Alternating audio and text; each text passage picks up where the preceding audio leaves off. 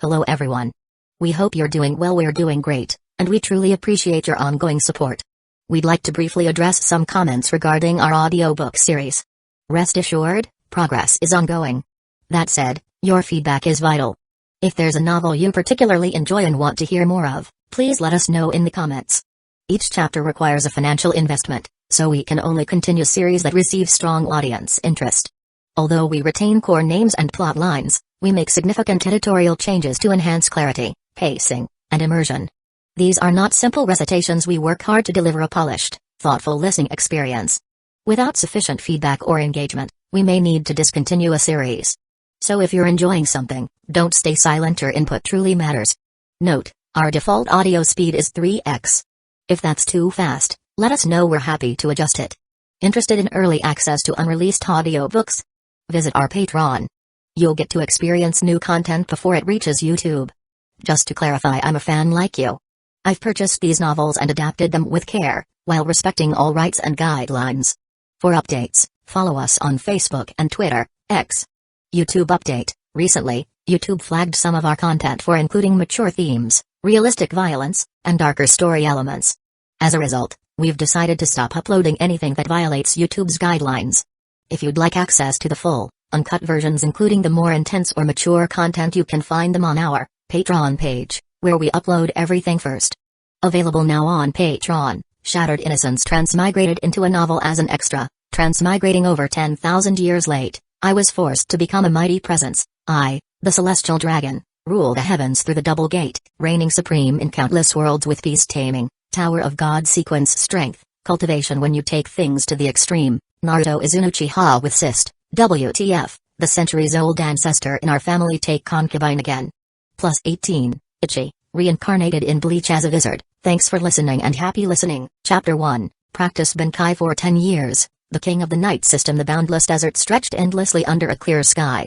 Suddenly, a dazzling white light flashed, tearing through the anxious air in an instant. Bass, the sharp hum of a sword echoed, spreading in all directions. In the next moment, the white light flickered again, swiftly retracting from the distance. Finally, it condensed into a short sword gleaming with silver light, now firmly held in the hand of a brown-haired boy dressed in black. 10 years. I've finally mastered Bankai completely. Kazuo gazed at the silver blade in his hand, his eyes glimmering with determination as a faint smile formed at the corner of his lips. This blade was called Shinso. In the world of Shinigami, this was the Zanpakuto of the genius 3rd Division Captain, Akamaru Jin. Known as the longest and fastest Zanpakuto in the Soul Society, it was a weapon of precision, deadly in long-range attacks and unmatched in its sheer speed. And today, after years of relentless training, Kazuo had finally grasped its ultimate power, Bankai, Kamishini no Yari. 10 years. It had been 10 years since he arrived in this world. When he first woke up in the desert, dazed and disoriented, he immediately discovered a system bound to him, the King of Void Night. Soon after, he received his initial spiritual pressure and his soul's Zanpakuto, Shinso. Still unsure of his situation, he took in his surroundings, the vast, endless desert. Then, recognizing the distinct elements of the Shinigami world, he came to a chilling realization: this place was most likely Hueco Mundo. A land of peril. A realm swarming with ruthless hollows, constantly fighting and devouring each other to survive. Even a Meno's Grand Level hollow could exude enough spiritual pressure to crush weaker beings to death on the spot. Staring at the vast, desolate landscape, Kazuo couldn't help but feel a trace of unease. But at that moment, the system's voice reassured him: as long as he remained within the system's initial secret realm, he could train in safety, free from external threats. Hearing this, Kazuo was overjoyed. After all, he had just arrived in this world, he had no intention of becoming hollow fodder. So, he chose to remain hidden. He would train. He would grow. He would survive. And now, after 10 years, his mastery over his Zanpakuto had reached 100%, allowing him to unleash Bankai at will. His control over Kamishini no Yari was now on par with, if not superior to, Akamaru Jin's own. 10 years. It passed by so fast. Kazuo chuckled, sliding Kamishini no Yari back into its sheath before looking toward the empty expanse before him. System, open the panel. Ding. A crisp notification chimed as an aqua-blue translucent interface materialized in front of him. The King of the Night System, host, Kazuo, spiritual pressure, level 3, elementary, Zanpakuto, Shinso, 100%, swordsmanship, mastery, hand-to-hand combats, proficient, flash steps, excellent, Kido, excellent, items, Shinigami uniform, portable Gigai, healing medicine, other skills, spiritual pressure perception, level 3, secret skill, 1000 anti-white snake, level 3, looking at the panel, Kazuo's eyes gleamed with satisfaction. Over the past decade, he hadn't just focused on mastering Bankai, he had honed his other abilities as well. The system had a function called survival rewards, granting him valuable skills and enhancements for every 10 days he endured. Thanks to this, he had become proficient in swordsmanship and hand-to-hand combats, while his flash steps and Kido had reached an advanced level. Aside from his slightly weaker spiritual pressure, he was now as formidable as an average captain. I wonder when I'll get another spiritual pressure boost from the system. Kazuo sighed, glancing at the system panel in contemplation. But before he could think further, a voice suddenly interrupted his thoughts. TSK, TSK. That flash of light just now. Was it caused by your sword? Oh? You seem like quite the interesting material. Chapter 2, Saisari of the Red Sand? Am I in the land of wind? What was that sound? Wasn't this supposed to be a secluded space within the system? The moment he heard the voice, Kazuo's gaze shifted instinctively. He turned around, his body tensing. To his surprise, standing not far behind him was a young boy with red hair and brown eyes, his lips curling into a peculiar smile. Kazuo frowned. A humanoid hollow? Unrankar? His grip on the hilt of his sword tightened slightly as his mind raced. He couldn't afford to be careless.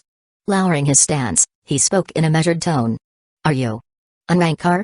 As he spoke, his sharp eyes scanned the boy's figure, searching for the telltale remnants of a hollow mask, any trace of white bone. Yet, no matter how closely he looked, he found nothing. No mask? His brows furrowed in confusion. Just as he muttered to himself, the red-haired boy's expression shifted slightly. He raised his chin, eyes narrowing with an air of nonchalance. Rankar? He let out a quiet scoff. Never heard of it. Then his gaze sharpened. But what exactly are you looking at? A pause. Well, it doesn't matter. You're about to die anyway, so I suppose there's no harm in telling you who I am. With that, he reached behind him and pulled out a simple gray scroll. A small chuckle escaped his lips as he spoke. My name is Saisari of the Red Sand. I'm a puppet master. He unrolled the scroll slightly, his fingers lingering over its surface. Not long ago, I destroyed a village while searching for new puppet materials. But instead of a suitable corpse, I found something far more interesting, your little display of swordsmanship. A glint of intrigue flashed in his eyes. His grin widened. It seems luck is on my side today. You might make for some excellent material. His fingers twitched, ready to press down on the scroll. Wait. Hold on a second. Kazuo's eyes widened as he hurriedly raised a hand, signaling him to stop. Saisari paused, an impatient expression crossing his face. What? Kazuo hesitated for a moment, his expression caught somewhere between disbelief and exasperation. Just now. You said your name was Saisari? Saisari of the Red Sand? The one who killed the third Kusagakure? At that, Saisari's smirk deepened. Oh? So you actually know something? His words carried a faint amusement, but his eyes were sharp, watching Kazuo carefully. Silence hung in the air. Kazuo's mind reeled. No wonder the red-haired boy had seemed familiar. This wasn't just any opponent. This was Saisari, the S-rank rogue ninja from Hidden Sand Village, a genius puppet master from the world of Naruto. Judging by his appearance, it seemed he had yet to turn his body into a puppet or join the Akatsuki. But if that was the case, then this desert wasn't Hueco Mundo after all. It wasn't even the world of Bleach. This was the land of wind. The world of Naruto. And he had somehow ended up in it. Chapter 3, the third Kusagakure puppet and the power of magnet-style weight. Wasn't the system supposed to keep him hidden as long as he remained within the secret realm? How had this guy managed to find him? System, what's going on? What happened to the secret realm? Kazuo questioned sharply in his mind. A familiar chime echoed. Ding. The system has detected that the host has successfully mastered Bankai and now possesses sufficient strength to survive independently. As a result, the secret protection has been automatically removed. What? Kazuo's expression darkened instantly. He had never expected to be thrown into a situation like this so abruptly. Before he could process the revelation, the red-haired boy standing opposite him lost all patience. Without hesitation, he pressed his hand onto the summoning scroll. Bang! A burst of white smoke filled the air. Then, a towering puppet draped in a gray robe with striking blue hair appeared before Saisari. The third Kusagakure, a legend. In life, he had been hailed as the strongest Kusagakure in history. In reality, his legacy served as nothing more than a testament to Saisari's own skill, a mere stepping stone that underscored the genius of the Red Sand. Despite his supposed reputation, even his name had been forgotten. His title as the strongest was about as credible as the claim that Sarutobi Hiruzen was the most powerful Hokage in history. Watching the unfolding scene, Kazo couldn't help but sigh inwardly. At that moment, Sasori took a step forward. 10 strands of blue chakra extended from his fingertips, seamlessly attaching to the third Kazekage puppet. His gaze locked onto Kazo, and a slow grin spread across his face. You may not fully understand your situation, but I don't have time to explain it to you. His fingers twitched, and the puppet's arms shifted. Consider it an honor. Not many get to face my strongest puppet. His voice dropped to a chilling whisper. Now, die. With a flick of his hands, the chakra thread surged. The Kazekage puppet's arms extended, revealing massive, gleaming blades that slashed toward Kazo with terrifying speed. The air itself trembled under the force of the attack. The sheer power behind the strike was overwhelming. But just as the blade was about to make contact, whoosh! Kazo's figure blurred. An afterimage flickered momentarily before vanishing. He reappeared some distance away, untouched. The Kazekage puppet's blade slashed through empty air. Sasori's eyebrows lifted slightly. TCH. The body flicker jutsu? He scoffed.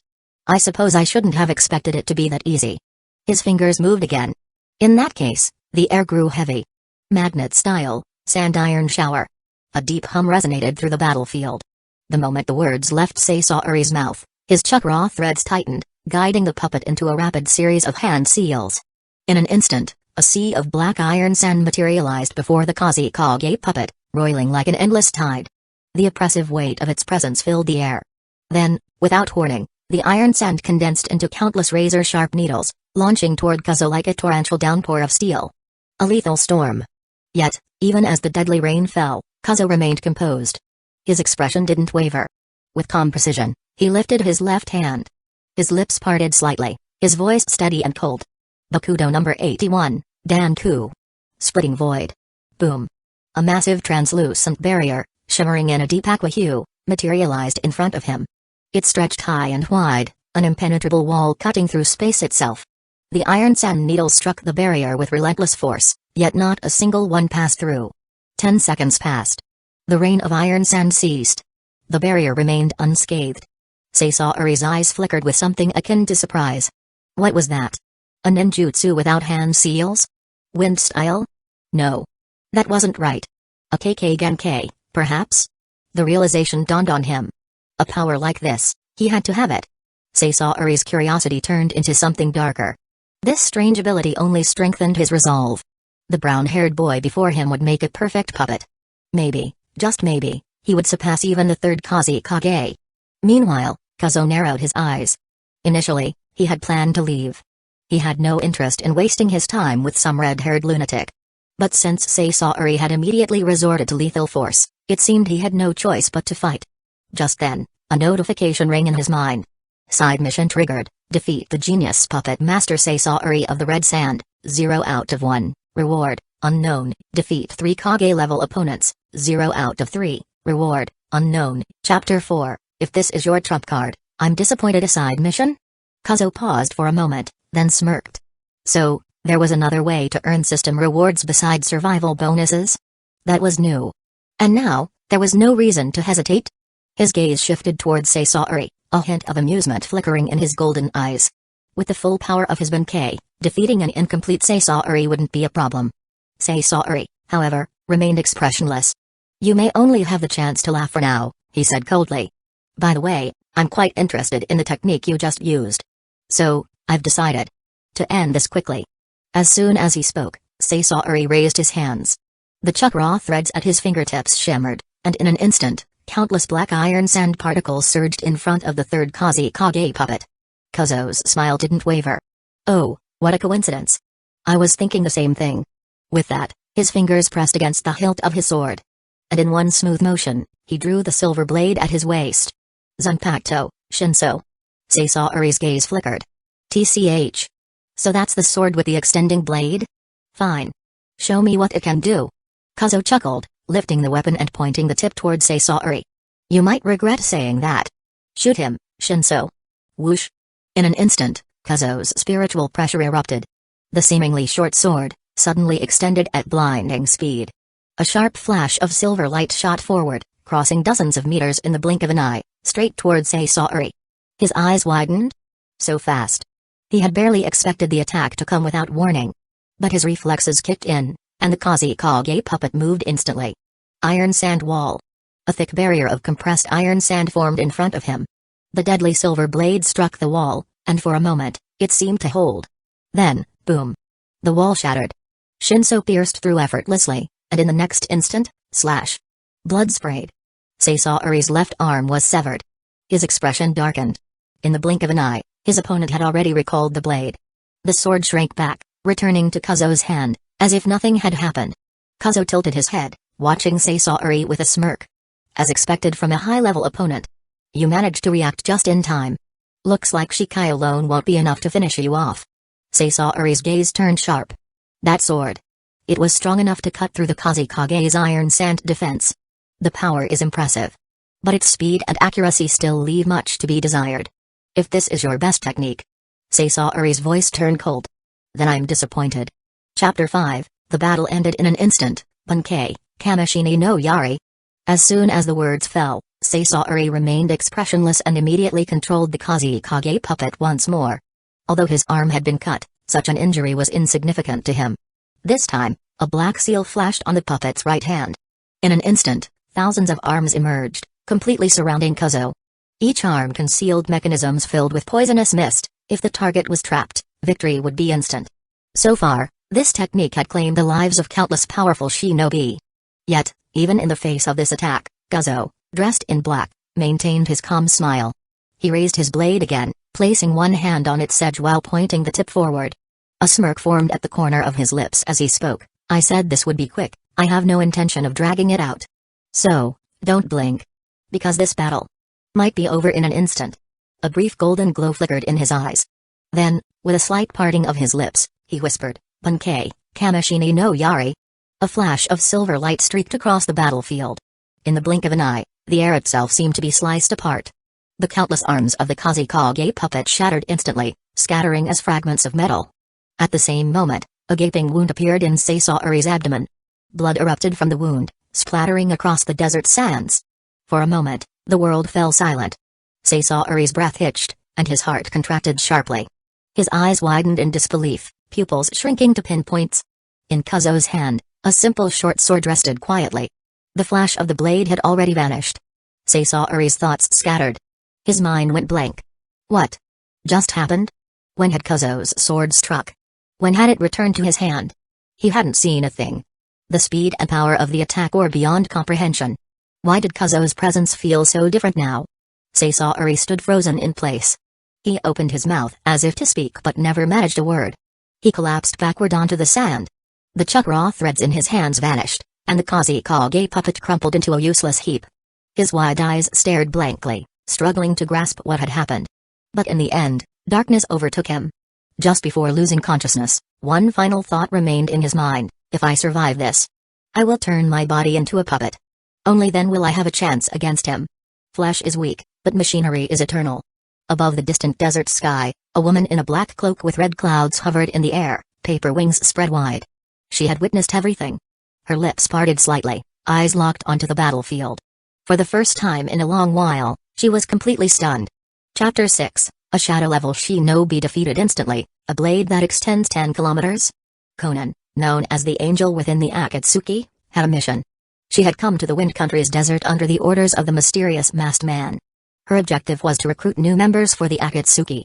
This time, her target was none other than Hidden Sand Village's S-rank rogue ninja, the man responsible for killing the third Kusagakure. The infamous puppet master, Sasori of the Red Sand. Since Sasori always concealed himself within his puppets, he rarely appeared in populated areas.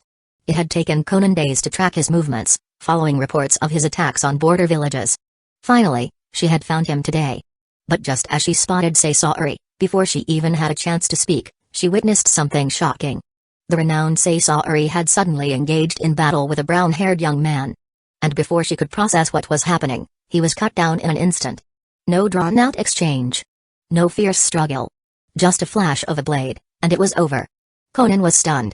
A shinobi of Sasori's caliber, defeated in a single moment? And more importantly, the distance that blade extended was ridiculous. From her vantage point in the sky, Conan estimated the reach of the sword's attack. At minimum, 10 kilometers. A sword that extends 10 kilometers? A flood of disbelief filled her mind. Even more terrifying than the length was the speed of its retraction. The moment the light of the blade appeared, it had already returned to the young man's hand, as if nothing had happened. For a moment, Conan hesitated. But then, she decided to descend and investigate. The scene had been too surreal.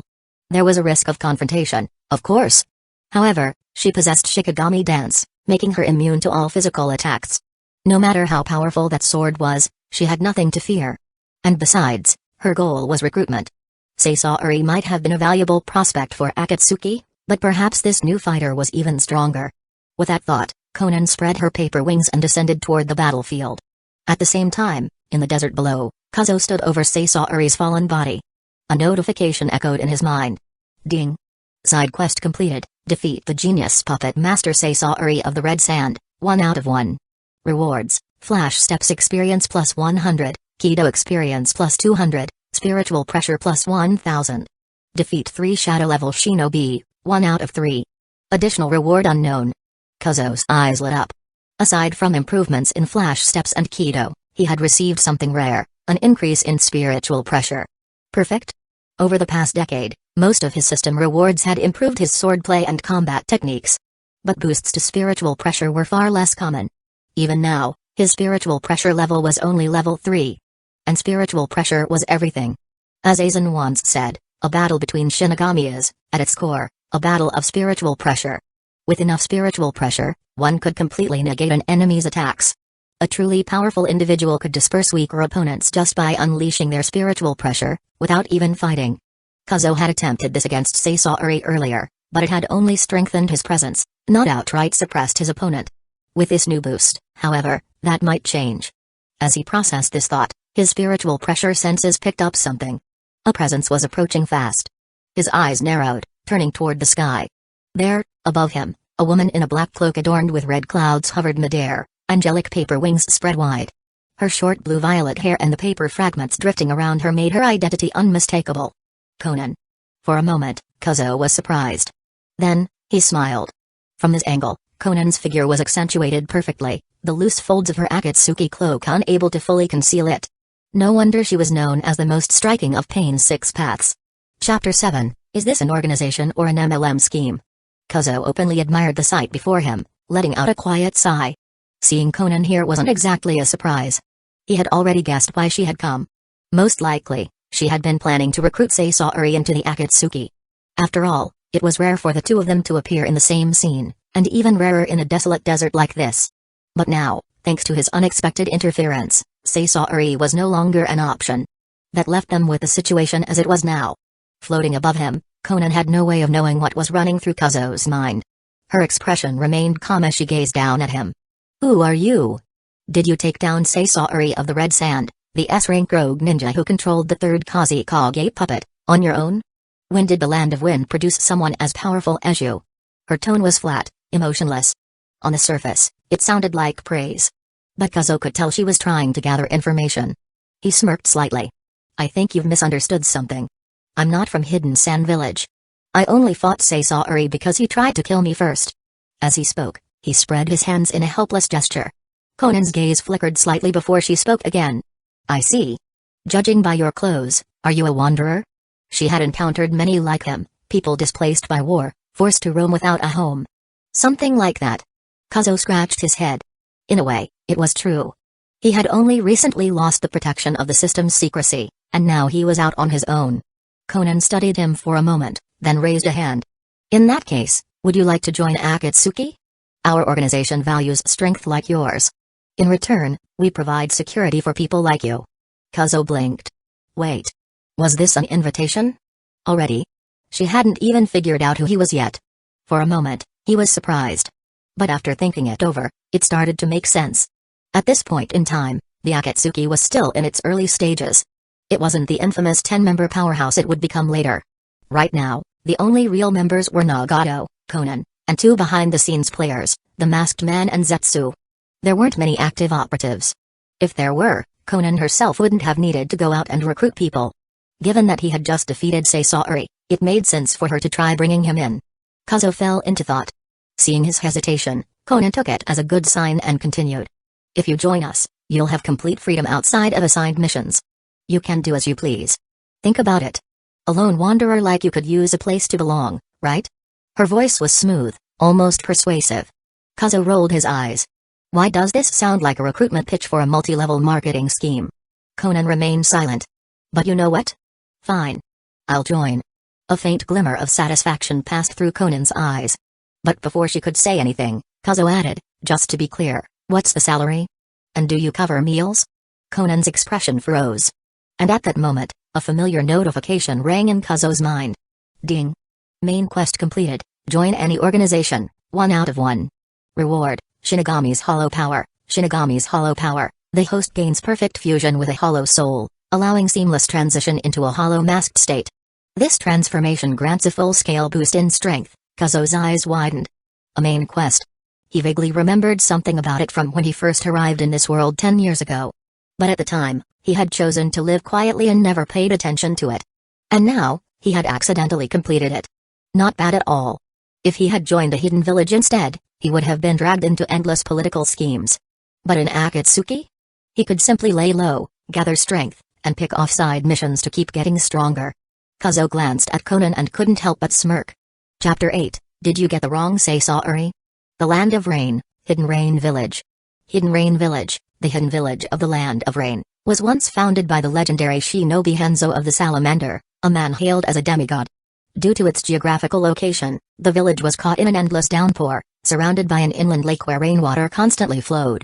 Positioned at the crossroads of 3 great nations, the Land of Fire, the Land of Wind, and the Land of Earth, it was a frequent battleground whenever war erupted between these powers. During the Second Shinobi World War, Hanzo sought to expand the Land of Rain's influence by waging war against the Land of Fire, the Land of Earth, and even the Land of Iron. Although he won on the battlefield, his country ultimately suffered defeat on a national scale, leaving the land scarred by war and resentment. Now, Hanzo was long dead, eliminated by the mysterious masked man and Nagato, and Hidden Rain Village had become the base of the Akatsuki. In a dimly lit cave, the sound of water dripping echoed through the humid air. A figure, half black and half white, resembling a pitcher plant, spoke in an odd, amused voice. Oh. It seems Conan has returned, Pain. At these words, the orange-haired man before him lifted his gaze slightly toward the cave entrance, his expression indifferent. There are 2 distinct chakra signatures. It seems Conan successfully brought back Saisari of the Red Sand. Since the masked man had assigned the task solely to Conan, Pain naturally assumed the mission had gone as planned. Footsteps approached from the entrance. Finally, 2 figures emerged, a woman clad in the Akatsuki's signature black cloak with red clouds and a brown-haired young man dressed in dark clothing. Conan and Kazuo had arrived from the Land of Wind. Seeing them, the plant-like figure made a curious sound of surprise. Ah. Is this Saisari of the Red Sand's true form? He is unexpectedly young. Pain frowned slightly. This was Saisari? Something didn't seem right. From the intelligence reports, Saisari was supposed to have red hair. Did he stop dyeing it? After a brief pause, Pain looked at Conan with a neutral expression. What's going on, Conan? Are you certain that this is the Saisari of the Red Sand, the famed genius puppet master? There was a note of doubt in his tone. At this, Conan stopped walking and shook her head slightly. No, Pain. On the contrary, I can confirm that he is not Saisari of the Red Sand. Pain's eyes narrowed slightly in surprise. Chu, the half-black, half-white figure, reacted much more dramatically. Eh? Then why did you bring him here? Conan's answer had clearly confused them both. If she knew he wasn't Saisari, why had she taken him all the way back to the Akatsuki's headquarters? After all, the masked man had explicitly requested Saisari's recruitment. As they processed the situation, Conan cast a brief glance at Kazuo before lowering her gaze slightly. The reason I brought him here is because I saw him kill Saisari of the Red Sand with my own eyes. Pain and Ju's expressions shifted instantly. What? Saisari is dead? And he did it? Their eyes fell on Kazuo, who looked utterly unassuming, as if he posed no threat at all.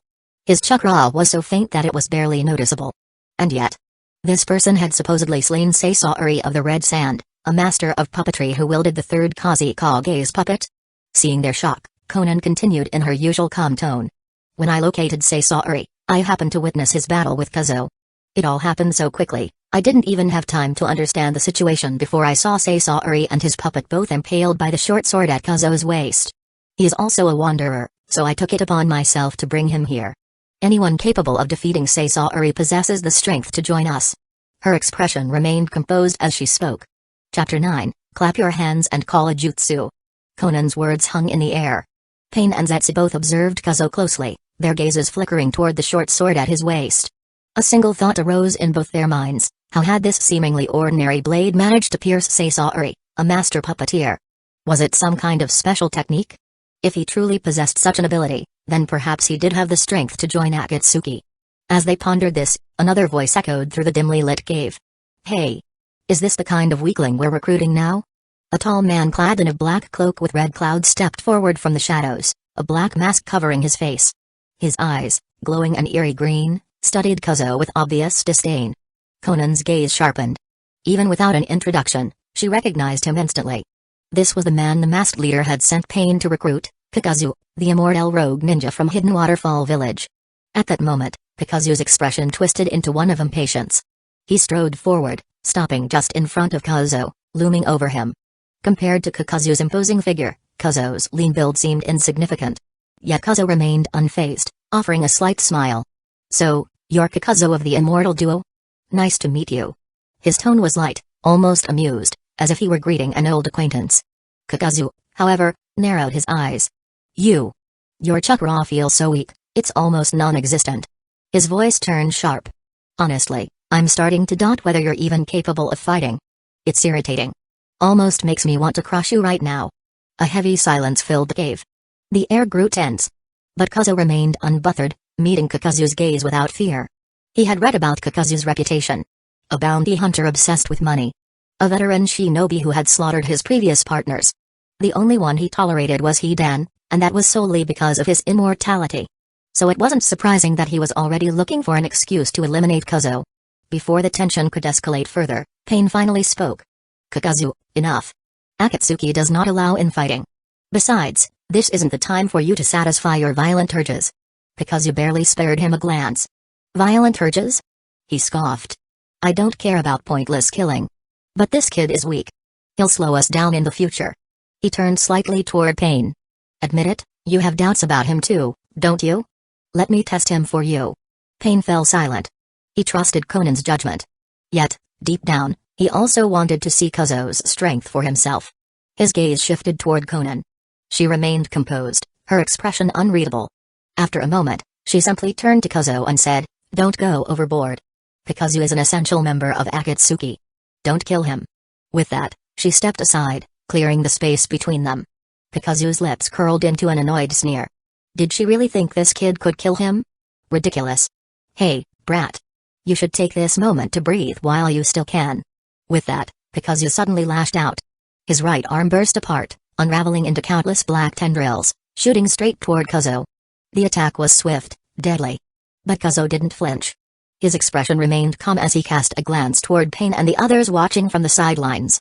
Then, he simply raised his hands, clapped them together, and spoke in a quiet voice, "Hado number 33, Sokatsui." Boom. A blinding white light erupted from his palms. In the next instant, the light twisted into a roaring blue flame, surging forward like an unstoppable wave, swallowing Kazuo's attack whole. The cave lit up as if it had been struck by lightning. Even the ever-present dripping water seemed to evaporate under the heat. The sheer scale and intensity of the attack dwarfed Kazuo's offensive move entirely. Pain's eyes narrowed.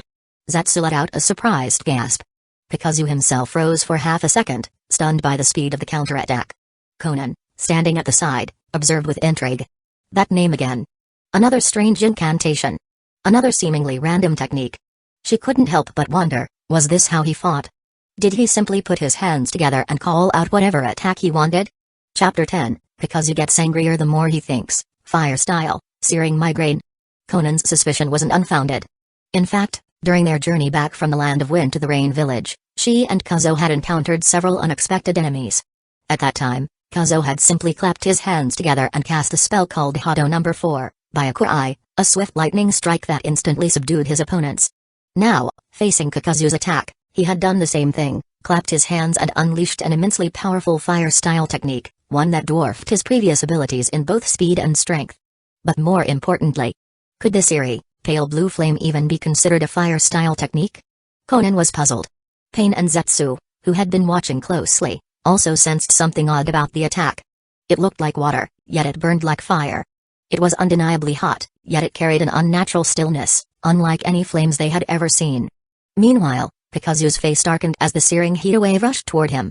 Realizing the danger, he wasted no time, quickly performing the body replacement jutsu to escape to the other side of the cave. Boom! The blue flame struck a stone pillar, instantly shattering it into rubble. Dust filled the air. Kazu steadied himself, his eyes narrowing as he processed what had just happened. That was far too powerful for someone with such an insignificant chakra presence. His mind raced. But before he could piece together his thoughts, Kazu's voice rang out, light, playful, yet laced with mockery. Huh? That's strange. Kazu tilted his head with a puzzled expression. Mr. Kakazu, aren't you supposed to be the undying ninja? Why would you dodge such a weak attack? Silence. Every pair of eyes in the cave turned to Kakazu. The atmosphere became awkward. Kakazu's eye twitched. What the hell? I have multiple hearts, not immortality. And what kind of idiot stands there and takes an attack just because they're called undying? The more he thought about it, the angrier he became. His teeth clenched as he quickly weaved hand seals, his voice sharp with irritation. You little, fire-style, searing migraine. At his command, his back suddenly bulged and twisted, and from it, a grotesque black masked creature emerged. The Earth Grudge Fear technique, a forbidden jutsu that granted him multiple lives. The masked entity opened its mouth, spewing forth a massive fireball. The moment it touched the ground, the flames exploded, expanding rapidly into an inferno. The entire cave's temperature skyrocketed, easily surpassing the heat of Kazu's previous attack. The firestorm surged forward, swallowing everything in its path. Even Pain and Conan felt the heat pressing in on them. Zetsu, who had been standing nearby, let out a panicked yelp. Whoa! Not good, not good. Everyone, move. Without hesitation, he fused into the cave wall using his Mayfly jutsu, disappearing from sight. Conan, on the other hand, spread her paper wings, lifting herself and Pain into the air. They knew firsthand, getting caught in this fire wasn't just dangerous, it was suicidal. Pain's Rinnegan eyes narrowed. This fool. He is using such a large-scale fire style in such a cramped space. Clearly, Kazu wasn't thinking about collateral damage. But he didn't care. He had already poured everything into this technique. This was his strongest fire style attack, the flames would consume everything. And Kazu. He had no way to escape. So. Kazu smirked, watching the firestorm spread. Let's see how you deal with this, brat. Pain and Conan, still hovering above, turned their gazes toward Kazu. There were only two ways to deal with such an attack, dodge or endure. But in this confined space, dodging was nearly impossible. That left only one option, taking it head-on. How would he resist? They watched closely, waiting to see his response. But then, something happened that made everyone's jaws drop. Kazu casually leaped into the air. And then, he stayed there. Suspended midair. He was floating. No jutsu. No visible support. He was simply standing in the air. Everyone, Pain, Conan, Zetsu, and even Kazu, froze, their eyes widening in disbelief. Kazu's mind went blank. Pain's usually calm face showed a flicker of shock. Even Conan, who had seen all kinds of powerful shinobi, found herself momentarily stunned. Zetsu, half merged into the wall, nearly fell out. Kazu was flying? This wasn't a summoning jutsu. This wasn't a chakra control jutsu. This was something entirely different. The cave fell into stunned silence. Hovering above them, Kazu chuckled. Looking down at Kazu, he smirked. Really now? Did you actually think I wanted to fight fire style with fire style? Chapter 11, Can throwing a shuriken from afar be called a fight? Gathering energy beneath his feet to stand in the air was second nature to anyone skilled in spiritual power. Though Kazu wasn't a true Shinigami, he had strong spiritual energy and a powerful Zanpakuto. When he first learned flash steps years ago, he had already mastered this aerial technique. As long as he had enough energy, he could even sleep in the air. The cave fell silent. Conan and Pain exchanged glances. Both of them had the same thought, how was Kazu doing this? Did he have a technique like the earth-style, super lightweight rock jutsu used by the third Sushi Kage, Onoki? No, that wasn't it. Onoki's jutsu reduced gravity to make him float. But Kazu wasn't just floating, he was standing, as if walking on solid ground. This ability went beyond simple flight. Pain's Rinnegan focused on him with interest. Now, he understood why Conan had so much confidence in him. He was different. Kazu stood frozen. He had sealed off the ground, yet this kid just ignored it and stood in the air. It made no sense. But if his last attack failed, there was only one option left. Taking a deep breath, Kazo calmed himself. Then, his right arm swelled, and another mask appeared. The wind-style mask. Without hesitation, he wove hand seals. "I wasn't planning to use this in such a small space," he muttered. "But if I don't, I'll be underestimated. I once fought the first Hokage, I won't let a kid look down on me." His voice turned sharp. Combination jutsu, fire wind, scorching tempest. The two masked creatures behind him attacked. One unleashed a fireball, while the other released a wind blast. Wind strengthened fire. The flames grew into a massive inferno, spreading in all directions. The cave turned into a sea of fire. There was nowhere to escape. Kazo's figure vanished into the fire. Kazo smirked beneath his mask. "Hey. So that's all he had?" But before he could relax, a calm voice spoke from behind him. "Oh? So throwing a shuriken from afar counts as a fight?" Kazo's eyes widened. Hado number 63, Lightning Spear. A burst of golden lightning flashed, bright as the sun. Then, a thunderous explosion. A blinding lightning blast shot forward, destroying the two masked creatures behind Kazo. Chapter 12, Who even uses hand seals anymore? A deafening explosion echoed through the cave. Golden lightning struck the two masked creatures, tearing them apart, and even Kazo was blasted into the cave wall. His body sank deep into the rock, leaving a crater. The masked creatures detached from him, their black tendrils writhing for a moment before falling limp, lifeless. Kazu winced, his breathing uneven. He looked up, eyes wide with shock. What just happened? When did he get behind me? I saw him consumed by my flames. Was it an illusion? The thought unsettled him. His face darkened as he glared at Kazu. "You! How many tricks are you hiding?" He hadn't expected this. A ninja with barely any chakra presence had just revealed an arsenal of strange abilities. First, those eerie blue flames, cast with nothing more than a clap of his hands. Then, the impossible ability to stand in midair. Now, an illusion technique and a lightning blast powerful enough to destroy his masks in an instant. Was this some kind of bloodline limit? If he had revealed all 5 of his hearts at the start, would he be dead already? A shiver ran down his spine. This kid was a monster. Maybe even as strong as Pain himself. Kazu exhaled, regaining composure. He would need to find new hearts, strong ones. The flames in the cave slowly died down. Conan and Pain returned to the ground, and even Zetsu re-emerged from the wall. "Wow!" Zetsu muttered, amused. "I didn't expect both newcomers to be this terrifying." Conan, however, remained indifferent. She glanced at Kazu and spoke flatly. "Kazu, this fight is over. You must acknowledge his strength by now." Kazu scoffed but said nothing. He pushed himself out of the wall and, without another word, walked toward the cave entrance. He only had 3 hearts left. If he wanted to maintain his power, he needed to hunt down new ones. As for fighting Kazu again? Not anytime soon. Once Kazu had disappeared, Pain turned to Kazu, his expression unreadable. Impressive. He studied him for a moment before continuing. "I acknowledge your strength, Kazu. Akatsuki's goal is true peace in the ninja world. We will replace the great nations and reshape the world. For that, we gather exceptional warriors, regardless of their past. You, a wanderer without a home, welcome to Akatsuki." A small purple ring with the kanji for jade appeared in Pain's hand. He tossed it to Kazu. "From today, this ring marks your place among us. We will take you to our base in the Hidden Rain village, where you can choose your own quarters." Kazu caught the ring, rolling it between his fingers. It looked just like Saisari's in the original story. Zetsu chuckled. "Come on, newbie. Let's get going." Kazu was about to follow when Pain spoke again. "Wait." Kazu paused. "Something else?" Pain shook his head. "I'm just curious about your power. In that fight, none of your techniques required hand seals, or they only needed one. How?" Kazu raised an eyebrow, then smirked. "Who even uses hand seals anymore?" He scoffed. "If you need hand seals just to fight, you're already too slow." Without waiting for a response, he turned and walked away. Pain and Conan stood there in silence. After a moment, Pain frowned. "Conan, do you use hand seals when you fight with paper jutsu?" "Not really." "Do you need seals to use the Rinnegan?" "No." They exchanged glances. Wait. He kind of had a point. Chapter 13, Did Kazu possess a mysterious eye jutsu? Inside the cave, silence lingered. After a long pause, Pain finally spoke. "Conan. This person, Kazu. You've been in contact with him the longest. Do you have any useful information?"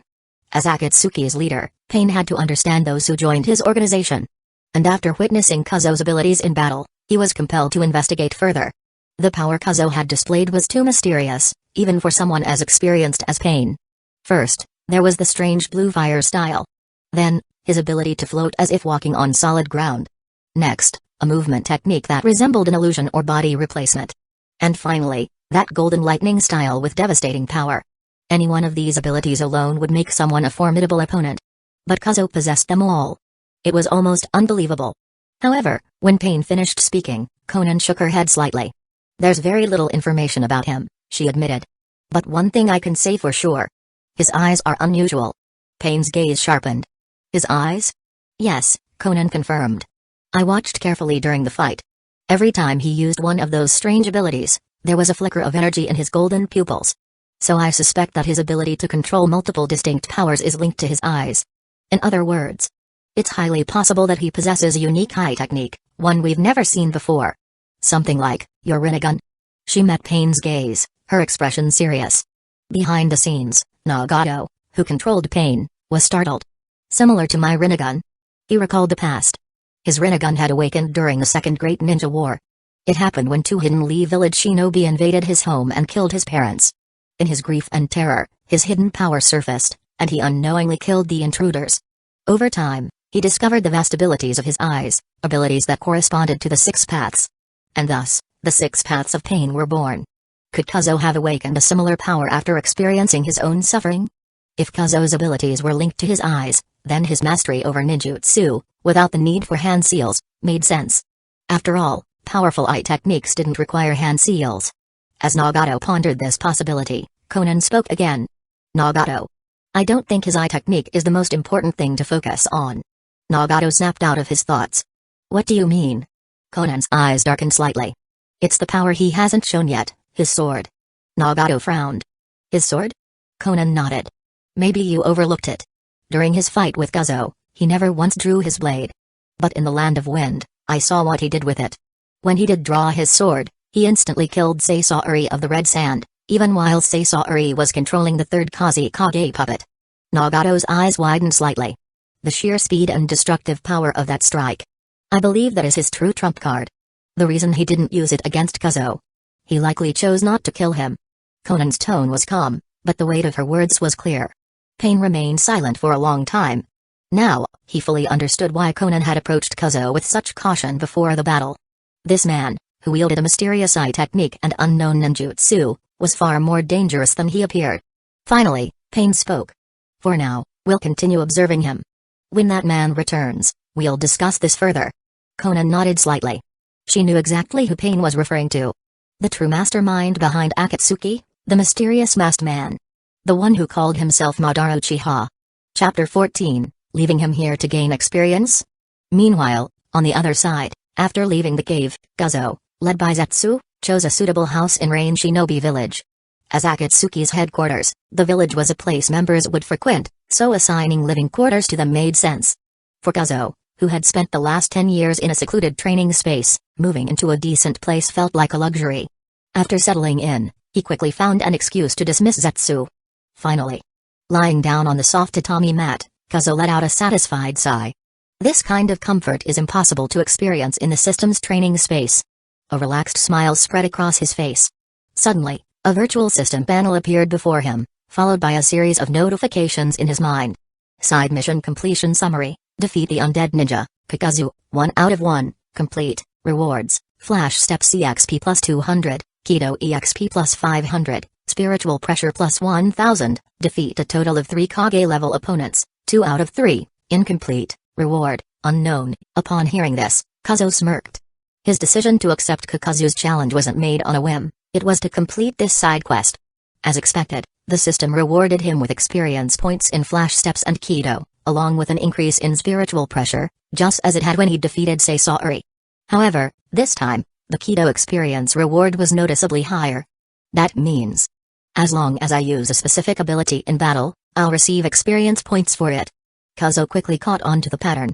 If that was the case, then in future battles, he could strategically rotate between his techniques, sword art, hand-to-hand combats, Keto, and Flash Steps, to maximize his growth. While he was processing this revelation, another set of notifications popped up on his system panel.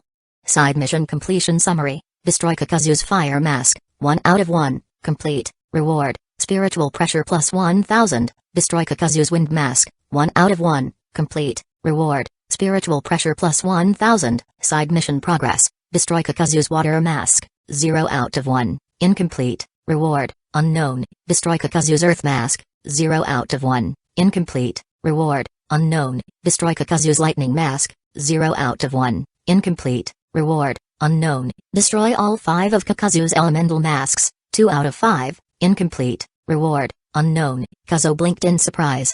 What the? Seriously? Breaking Kakazu's masks counts as side missions? And there's even a separate mission for destroying all 5? Kazo suddenly felt conflicted.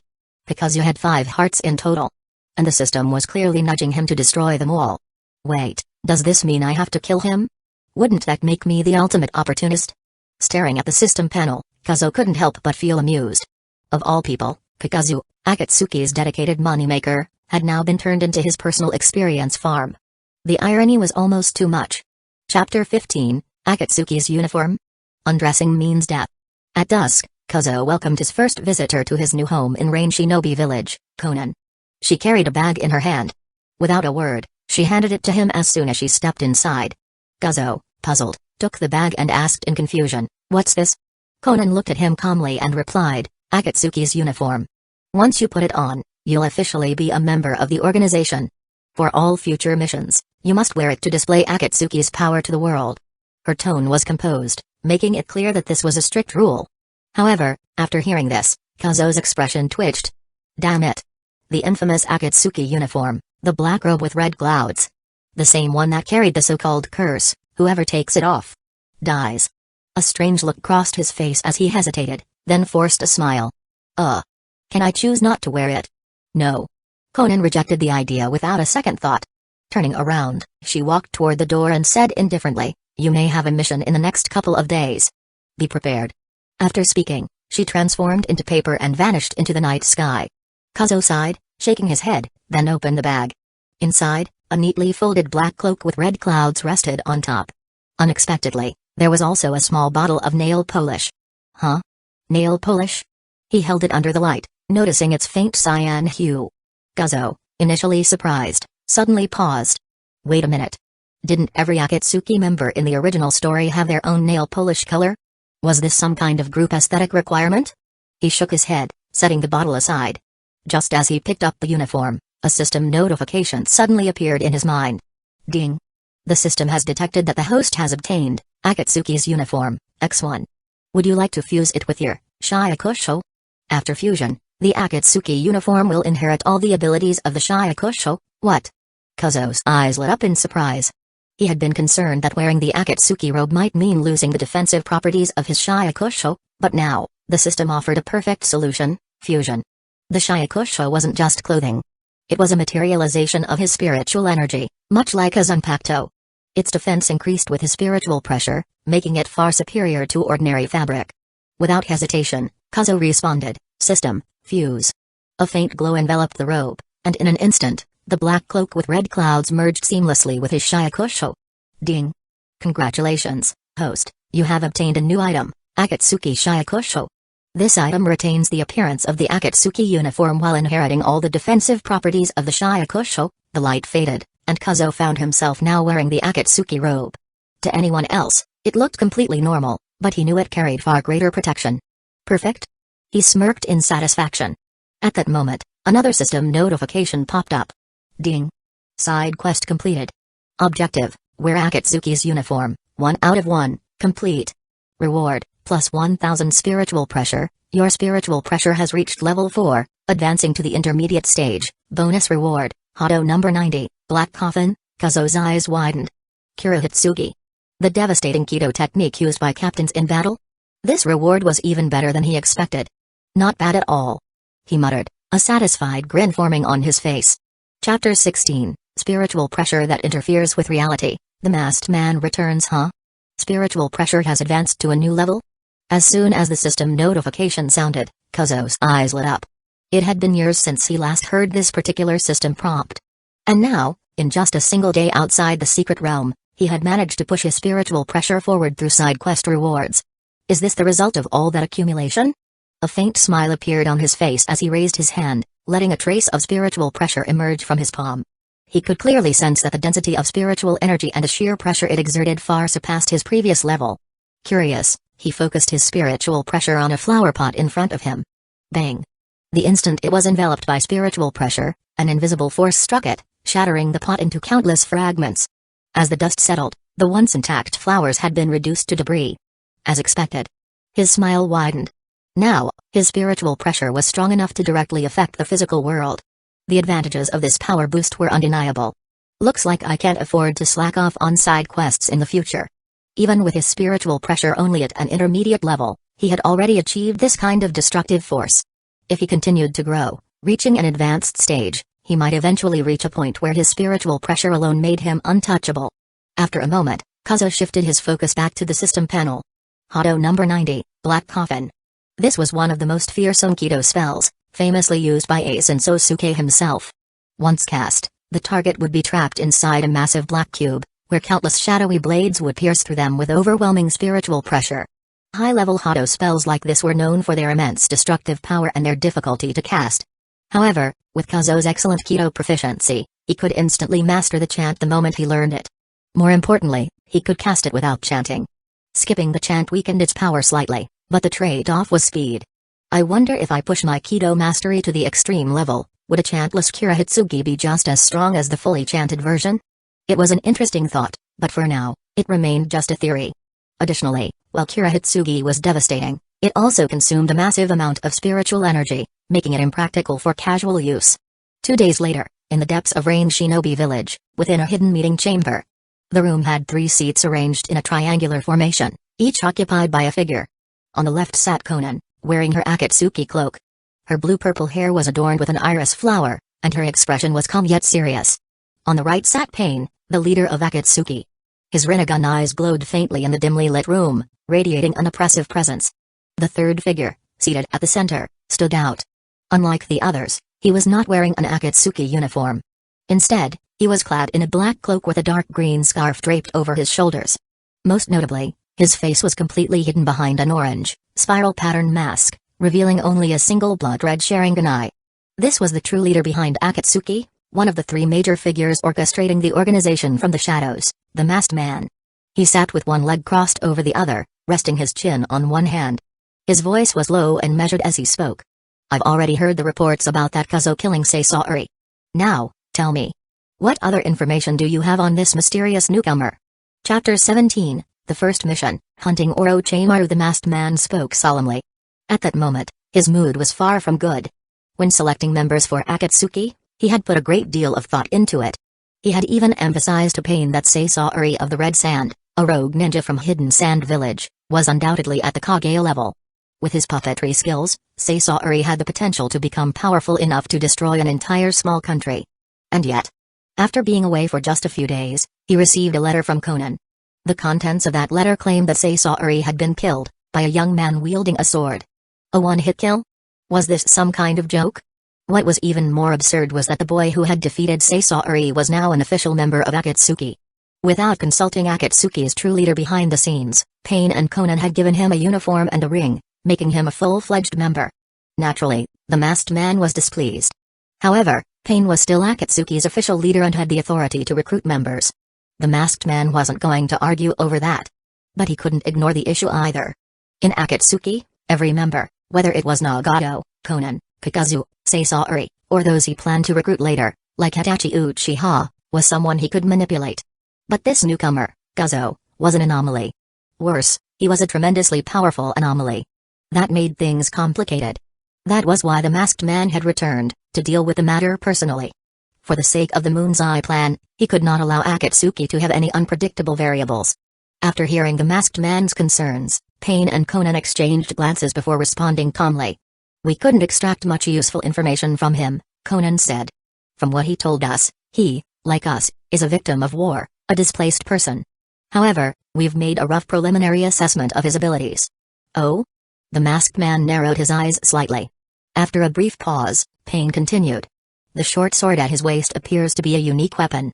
It has the ability to extend and retract freely, adjusting its length at will.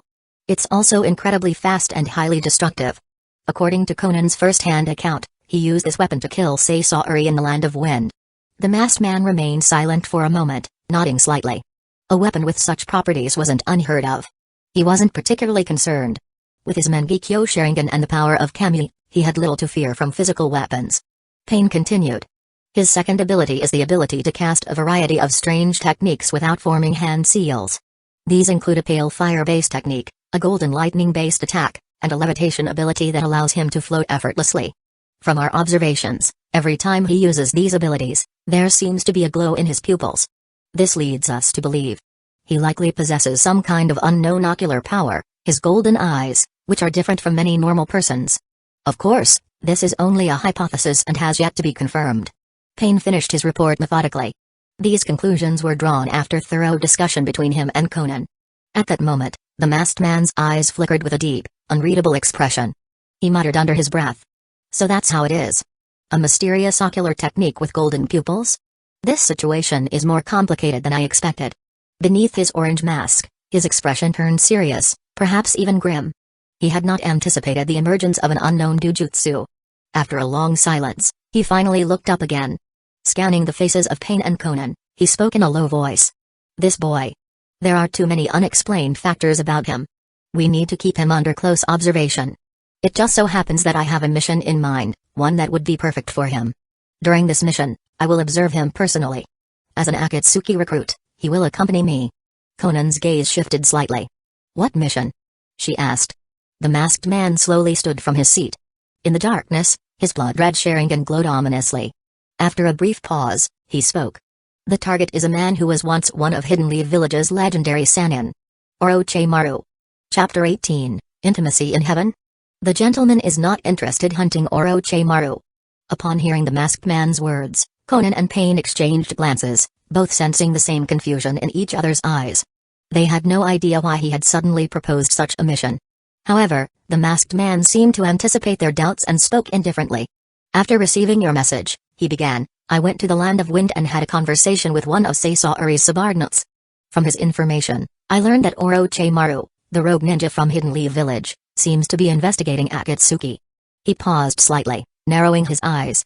However, the Orochimaru I know is highly cautious. He wouldn't reveal his tracks so easily. In other words, he may have done so on purpose. He has a plan of his own. If that's the case, we'll turn the tables on him. I want to see how this plays out. Guzo, the wielder of a mysterious eye technique, versus the cunning Orochimaru. As he spoke, the masked man stood up. His body began to twist into a vortex, vanishing into the air. Before completely disappearing, he left a final command. Relay the order to him. I will meet him as an Akatsuki recruit, call me Tobi. And with that, he was gone. Meanwhile, in another part of Hidden Rain Village, Kazo sat by the window, flipping through a book. Its title was simple, The Tale of the Gutsy Ninja. However, its author was far from ordinary, Jiraiya, one of the legendary Sannin of Hidden Leaf Village. Half a day later, Kazo finally finished reading it. He closed the book and let out a sigh. Phew. Good message, but not very entertaining. No wonder it didn't sell well. He chuckled helplessly, shaking his head. If not for the system's side quest, he wouldn't have been able to push through it. Suddenly, a familiar notification rang in his mind.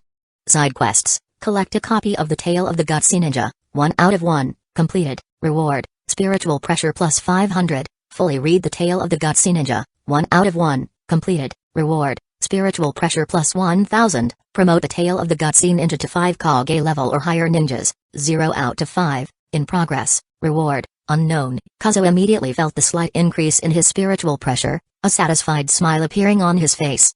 At least reading wasn't for nothing. But this last task. He frowned slightly. Sell this book to 5 high-level ninjas? Wouldn't they think I've lost my mind? Oh well. Too bad Kekaparadise isn't sold in Hidden Rain Village's bookstores, he muttered. Looks like I'll have to buy it somewhere else. Of course, he only wanted it for another side quest. As for the book's content, he had no interest in such things. After all, a certain copycat ninja from Hidden Leaf Village read this book every day, yet he was still single. Worse, his overuse of chakra had reportedly led to problems. Kazo didn't want to follow in those footsteps. Hey, newcomer. A sudden voice pulled him from his thoughts. A plant-like figure emerged from the ground, half black, half white. You have a mission, Zetsu said. Pain wants you to report to the base immediately. Kazuo raised an eyebrow, but before he could ask anything, Zetsu had already vanished. The first mission, huh? That was fast. Kazuo stood up, a faint smile forming on his lips. A mission meant travel. And travel meant he could look for more of Jiraiya's books. A short while later, Kazuo arrived at Akatsuki's familiar meeting cave. However, the moment he stepped inside, he froze. Something unexpected had happened. Alongside Pain and Conan, there was another figure, one who wasn't wearing an Akatsuki cloak. He wore a black robe and an orange spiral mask, leaving only his right eye visible, shrouded in darkness. Huh? That outfit. Chapter 19, Intern Toby? Obito, the actor. Kazuo was momentarily stunned. He hadn't expected to see him appear this early. The mysterious masked man, the true mastermind behind Akatsuki. As soon as Kazuo noticed him, the masked man also turned his gaze toward Kazuo. But the next moment, he suddenly jumped high into the air, rushing straight toward Kazuo. At the same time, he started shouting dramatically, making a huge scene. Wow! Is this Senior Kazuo, the one who took down Sasori of the Red Sand? I didn't expect him to be so young. Damn. I'm so jealous, getting to be a full member at such a young age. He flailed his arms and shouted excitedly, causing quite a commotion. However, in the distance, Pain and Conan remained indifferent, as if they were already used to this kind of behavior. After a moment, Pain looked at Kazuo and spoke calmly. You're here, Kazuo. Let me introduce him, his name is Toby.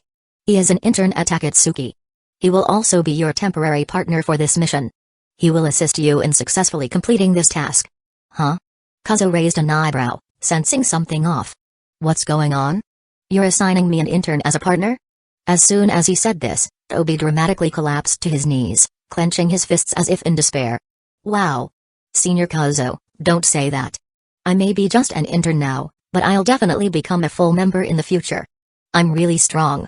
To emphasize his words, he struck a ridiculous pose, waving a kunai in a theatrical manner. Watching his exaggerated performance, Kazuo didn't react at all. In fact, he almost laughed. Appearances could be deceiving. Chakra signatures could be hidden. But spiritual pressure perception never lied. With his heightened spiritual awareness, Kazuo could clearly sense it. Underneath that orange mask, there were two souls. One was dominant, while the other existed in a weaker, dependent state.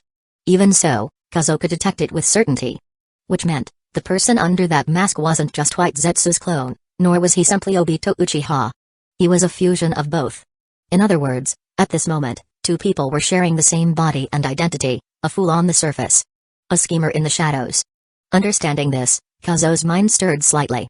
So, Obito Uchiha had chosen to appear in this state? Going on a mission with him? It was clear, this was an opportunity for Obito to personally observe him, to gather information. Within seconds, Kazuo had already pieced everything together. Meanwhile, Pain continued speaking.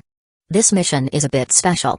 Your target is Orochimaru, one of the legendary Sannin of Hidden Leaf Village, a man known throughout the ninja world. Facing someone as cunning as him, it would be unwise to go alone. Toby has knowledge regarding his whereabouts. You only need to follow his lead to find Orochimaru. If possible, try to uncover why he is gathering information on Akatsuki, and what his true objective is. As for how to handle him, that will be up to you and Obi to decide. Pain delivered his orders in an emotionless tone. Then, without waiting for Kazuo's response, he turned away. Let's go, Conan. We'll leave the rest to them. Understood. Conan glanced at Kazuo one last time before following Pain out of the stone chamber. And just like that, only Kazuo and Afai remained in the cave. After hearing the mission details, Kazuo couldn't help but feel a slight headache. Fighting Orochimaru wasn't an issue. After all, he had a system task requiring him to defeat 3 Kage-level opponents. This was a great opportunity to check one off the list. The real problem was, this ridiculous actor beside him. Just as Kazuo was thinking about how to deal with him, suddenly, Toby sneakily moved closer, lowering his voice as if sharing some great secret. Hey, Senior Kazuo. I heard from Master Pain. In addition to that sword, you have a mysterious eye technique that lets you cast powerful spells without hand signs? Is that true? Chapter 20, so I have pupil jutsus? Understood. Is that true? Toby, the masked man, asked in a low voice, his tone carrying an excited edge. However, what he didn't realize was that, upon hearing his words, Kazuo froze for a moment. Wait, what?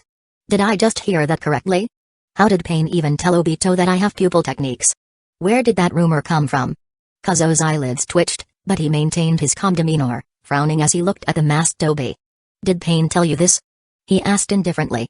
Toby clenched his fists in excitement, speaking in an exaggerated manner.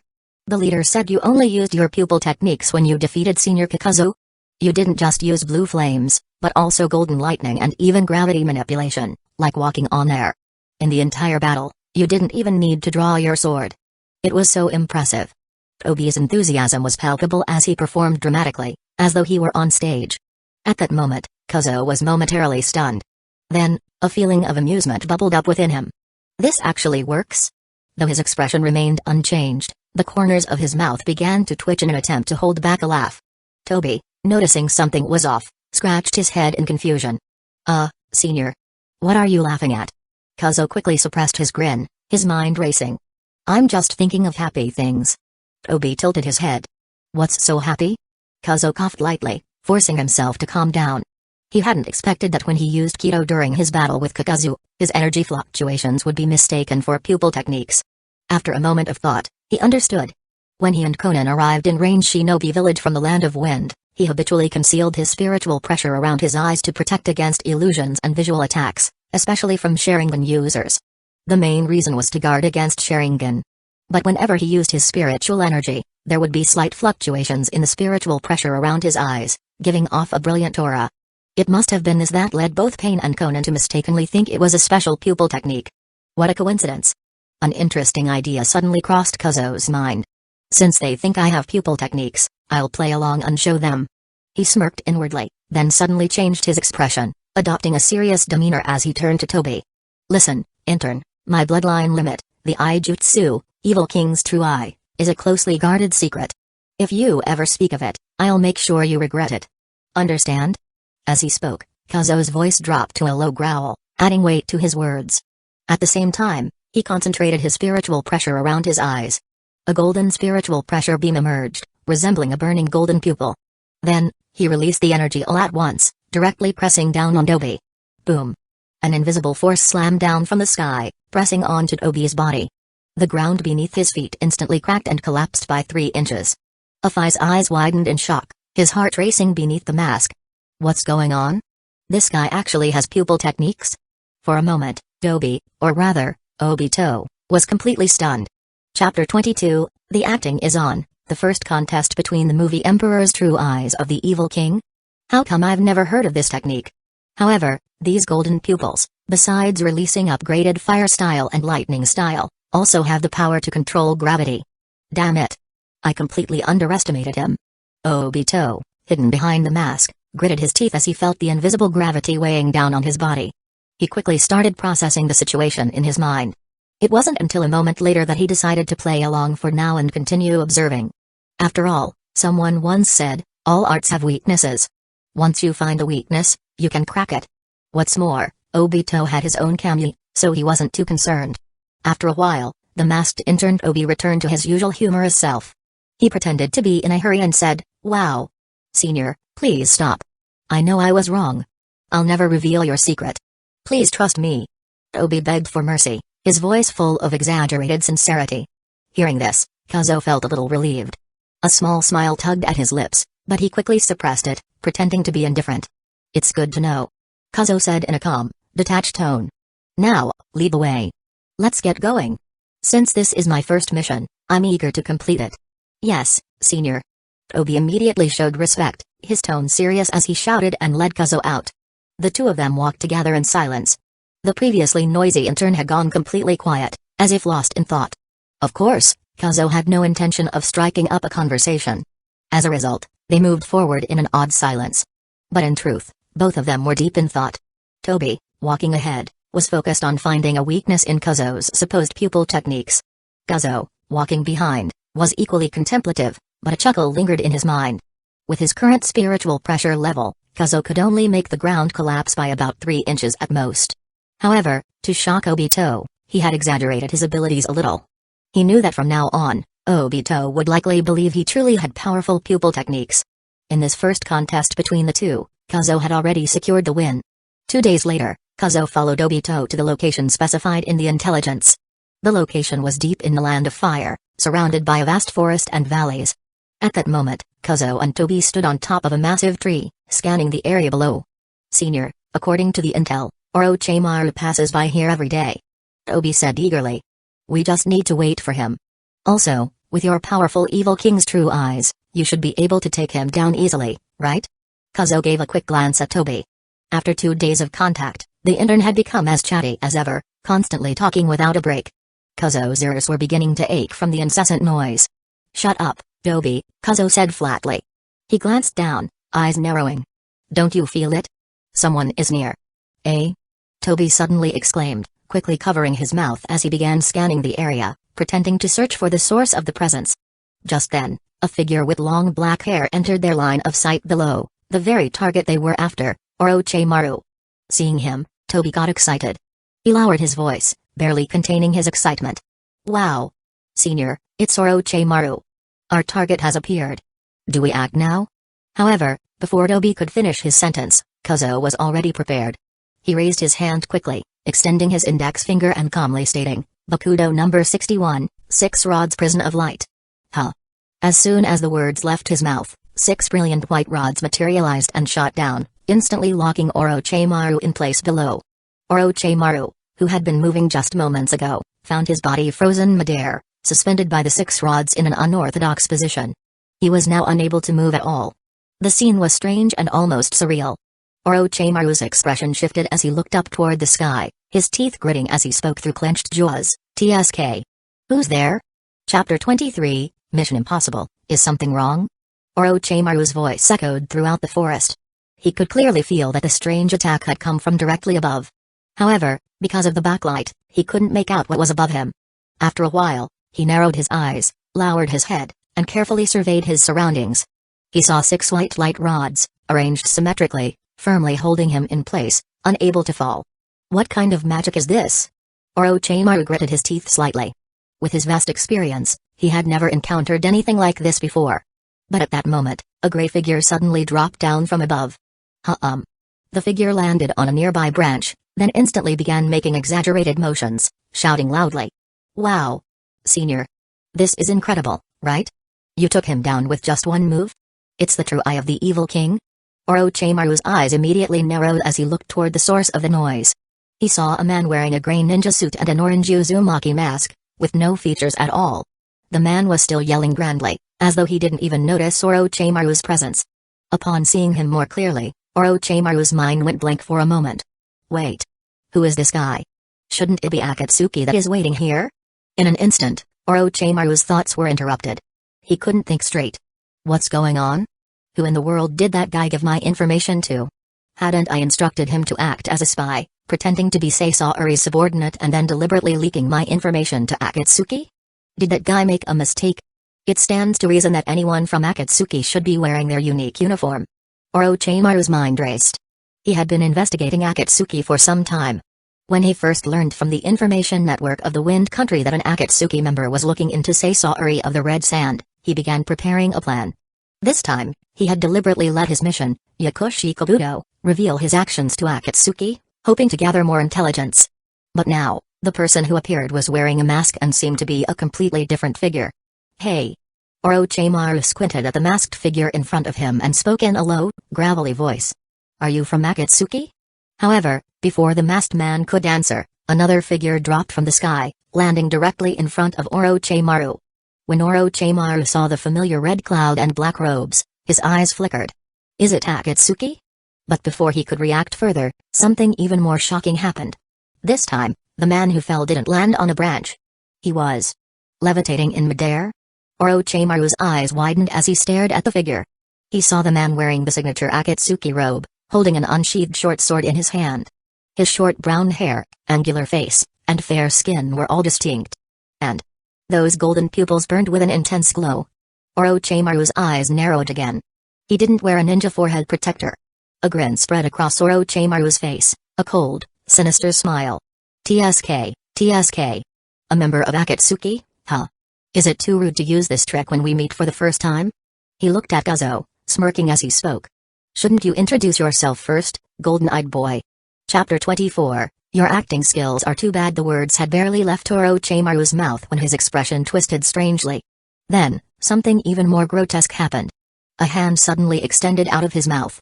Then another hand, followed by a head, and soon an entire body emerged. In the end, a second Orochimaru, covered in thick mucus, completely crawled out from the mouth of the original one and landed gracefully on a nearby tree trunk. As for the body that had been trapped by the six-rod light prison, only an empty husk remained. This was Orochimaru's signature technique, body shedding. Without the need for hand seals, he could escape any confinement, just like a snake shedding its skin. Even being completely restrained didn't matter, he could just leave his old body behind.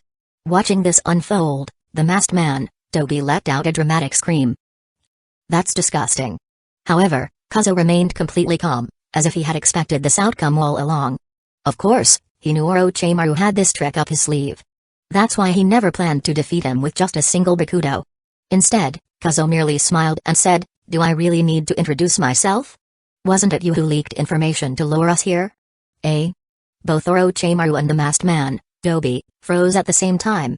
Then, Toby dramatically clutched his head. "What? Senior, is that true? Damn it. Are we the ones walking into an ambush instead? Wow. Shut up." Kazo gave him a sideways glance before turning his gaze back to Orochimaru. "The way you moved just now didn't seem like someone in a hurry to leave," Kazo continued, his voice calm. "It was more like someone waiting for an attack. Your acting skills are terrible." Silence. Orochimaru was momentarily stunned. Then, he grinned slowly, his golden, snake-like eyes narrowing. "Hey. Is that so? But even with my terrible acting, I still managed to fool you, golden eyes.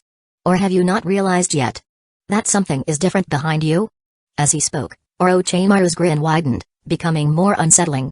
At these words, Toby immediately turned to look behind Kazo. And then, his entire body stiffened. From the trunk of the tree behind Kazo, several purple snakes had silently slithered out, their silver fangs glinting ominously. Before Toby could even shout a warning, the snakes lunged at Kazo. They moved at lightning speed, their bodies coiling tightly around Kazo's limbs. In an instant, Kazo was completely restrained. The tide of battle had shifted. Seeing his strategy succeed, Orochimaru chuckled darkly and stared at Kazo. "So," he said, voice filled with amusement, "how does it feel now?" A heavy silence filled the air. The masked man, Toby, seemed to snap out of his shock and began to yell. "Wow! Senior Kazo! Are you okay? Do you need my help?" "Not so noisy." Kazo's voice suddenly cut through the commotion. But, there was something wrong. His voice wasn't coming from where he was restrained. It came from above. Orochimaru's and Obito's hearts skipped a beat at the same time. Both of them instinctively snapped their heads upward. Before they could even locate the source of the voice, a calm, chilling whisper echoed from the sky. "Shoot him, Shinso, whoosh." Before the words had even fully settled, a dazzling silver light shot down from the sky. The blade cut through the air with terrifying speed, and in the blink of an eye, it pierced straight through Orochimaru's chest. Puff! A sharp sound of impact. Orochimaru's abdomen was completely run through by the extending blade. The force sent him flying backward, slamming him into a tree trunk. And then, the blade pinned him to the ground. Blood splattered, dyeing the earth beneath him a deep red. Orochimaru's pupils shrank to pinpricks. He stared at the massive, tens of meters long blade in disbelief. On the side, Obito, who had been convinced he was in control of the situation, froze. His entire body stiffened. And then, as if realizing something horrifying, he snapped his head upward. High in the sky, Kazo hovered, holding his sword, completely unrestrained. No. No way. Had Kazo never actually come down from the start? Obito was completely stunned. Chapter 25, How much power is still hidden in his golden eyes? A deep silence filled the valley forest. The only sound was the rustling of leaves as a cool breeze passed through. But neither Orochimaru nor the masked man felt any sense of peace. A cold chill crept down their spines. Their eyes were wide with disbelief. When? How did he do it? Almost instinctively, they turned to look at Kazo, who was supposedly restrained by the purple snakes. But what they saw made their blood run cold. Kazo, still wrapped in the snakes, suddenly smiled. And then, he faded. Slowly, until he disappeared completely. Orochimaru and the masked man stiffened. No explosion. No substitution. He had simply vanished. Was it a shadow clone? A body replacement technique? No. Could it be Genjutsu? Despite their different perspectives, both reached the same terrifying conclusion at the same moment. Because every known clone or substitution jutsu had some traceable effect. But Kazo had simply ceased to exist. That left only one possibility, illusion. But when did he cast it? Had Kazo trapped them in a Genjutsu without ever coming down? That was ridiculous. Obito, hidden behind his mask, felt his stomach twist. If Orochimaru had been caught off guard because he didn't know about Kazo, that was one thing. But he had been watching carefully the whole time. Yet, at some point, he had fallen into Kazo's trap too. How? How many more unknown abilities did Kazo's so-called evil king's true eye possess? Obito clenched his teeth. He had come here to gather intelligence on Kazo. But instead of getting answers, he had only found more mysteries. And then, Orochimaru, still impaled to the ground by Kazo's sword, narrowed his eyes. He suddenly remembered something. When the masked man jumped down earlier, he had said something. Senior. Evil King's true eye. Now, Orochimaru was sure that Senior had been Kazo. So then, was the Evil King's true eye referring to his golden pupils? Was it a new KK Genkai? Orochimaru let out a raspy chuckle, shaking his head. TCH. I was careless. As expected, anyone who joins Akatsuki is never as simple as they seem. The moment his words fell, the silver blade in his stomach suddenly retracted. It slid back out of his body, and disappeared into the sky. Kazo had recalled his sword. And only then did he finally descend. His feet touched the ground. A faint smile played on his lips as he looked at Orochimaru. Orochimaru, how does it feel to fight against the air? Kazo chuckled softly. Of course, he hadn't used Genjutsu. Nor had he relied on body replacement or shadow clones. He simply had an ability beyond those. A Gigai. In the world of the Shinigami, Urahara had developed a special portable body. By infusing it with energy, it could create an independent copy that could move freely. Because it was an energy-based construct, not even the Sharingan or Byakugan could see through it. The moment the masked man had jumped down, Kazo had left behind his Gigai and concealed his spiritual pressure. He had been watching from above the entire time. Orochimaru remained silent. But then, his expression twisted. Without a word, he suddenly opened his mouth wide. From within, a new Orochimaru slithered out. This time, his lower half was a massive snake tail. He had used his body shedding technique again. And now, his golden eyes locked onto one thing. Kazo's own golden pupils. He. I'll be taking your eyes. Orochimaru lunged at Kazo, fingers poised to rip them out. Chapter 26, Do you think you're the true leader of Akatsuki? Orochimaru, the master of deception. If there was one thing he excelled at, it was ambushes. And just now, when he saw Kazo's golden eyes up close for the first time, something inside him stirred. The feeling was almost identical to when he had first laid eyes on the Sharingan. He had to obtain them. Without hesitation, he made his move. His hand was only 30 centimeters away from Kazo's face when, Hado number 58, tornado. Boom. A powerful white whirlwind exploded out of nowhere, slamming directly into Orochimaru's face. Whoosh. Blown away like a rag doll, Orochimaru crashed through several trees before slamming into the ground. Cough. A mouthful of blood splattered onto the dirt. His head spun. What just happened? When did this guy form a seal? Nearby, the masked man narrowed his eyes. TCH. That strange pupil technique again. First, a golden lightning technique with no seals. Then, a blue fire attack. And now, a Winjutsu? This golden-eyed freak. How many abilities did he have? Orochimaru pushed himself up, wiping the blood from his lips. But before he could speak, Orochimaru. Kazo's voice was calm, almost bored. This little gayman's here. Orochimaru chuckled lowly, his snake-like eyes locking on to Kazo's. Hey. I suppose so. I thought I might get lucky just now, but it seems you're not so easy to catch off guard. That said, Orochimaru's smirk widened. I hear Akatsuki is recruiting members. Shouldn't you be inviting me to join? I'm very interested in your organization. And if I were to join? Well, wouldn't that make Akatsuki even stronger? Kazo remained silent. Orochimaru continued, his tone casual but his eyes sharp. I also have access to classified intelligence from multiple nations. Surely, that would be useful to your organization? Kazo smirked. Ah. So this was his real goal. The snake wanted in. Out of curiosity, Kazo glanced at his system panel.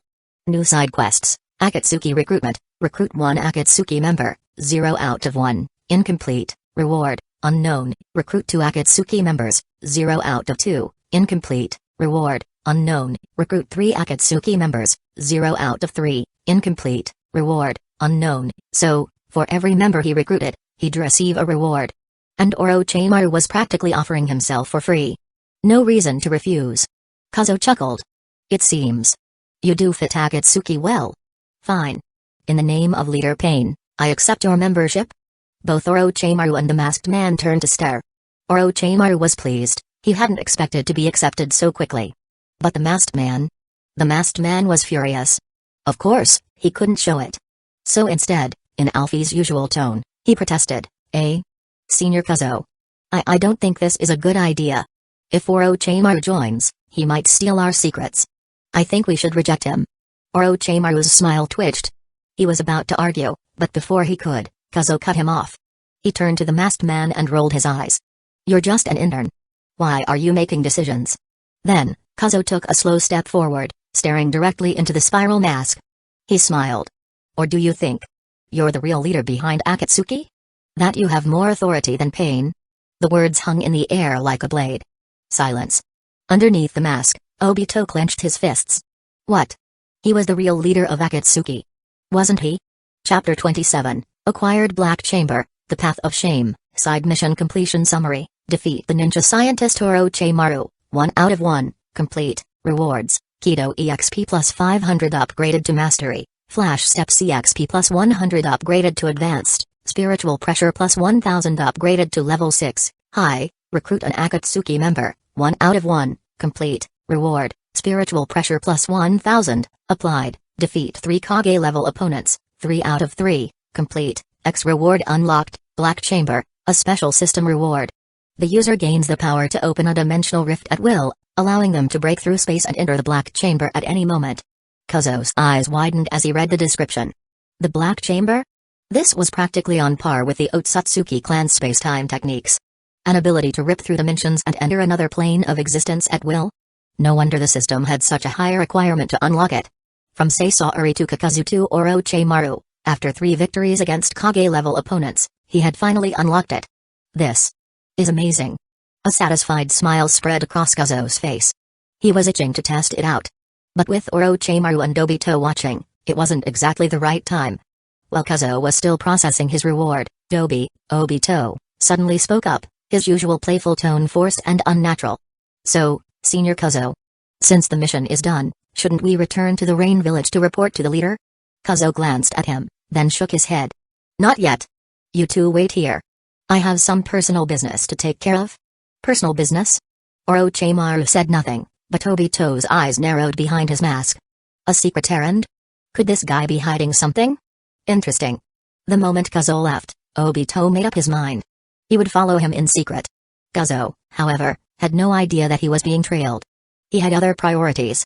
Instead of heading back to Rain Village, he made his way to a bustling commercial district in the Land of Fire. Not far from where they had fought Orochimaru. He wasn't here for sightseeing, though.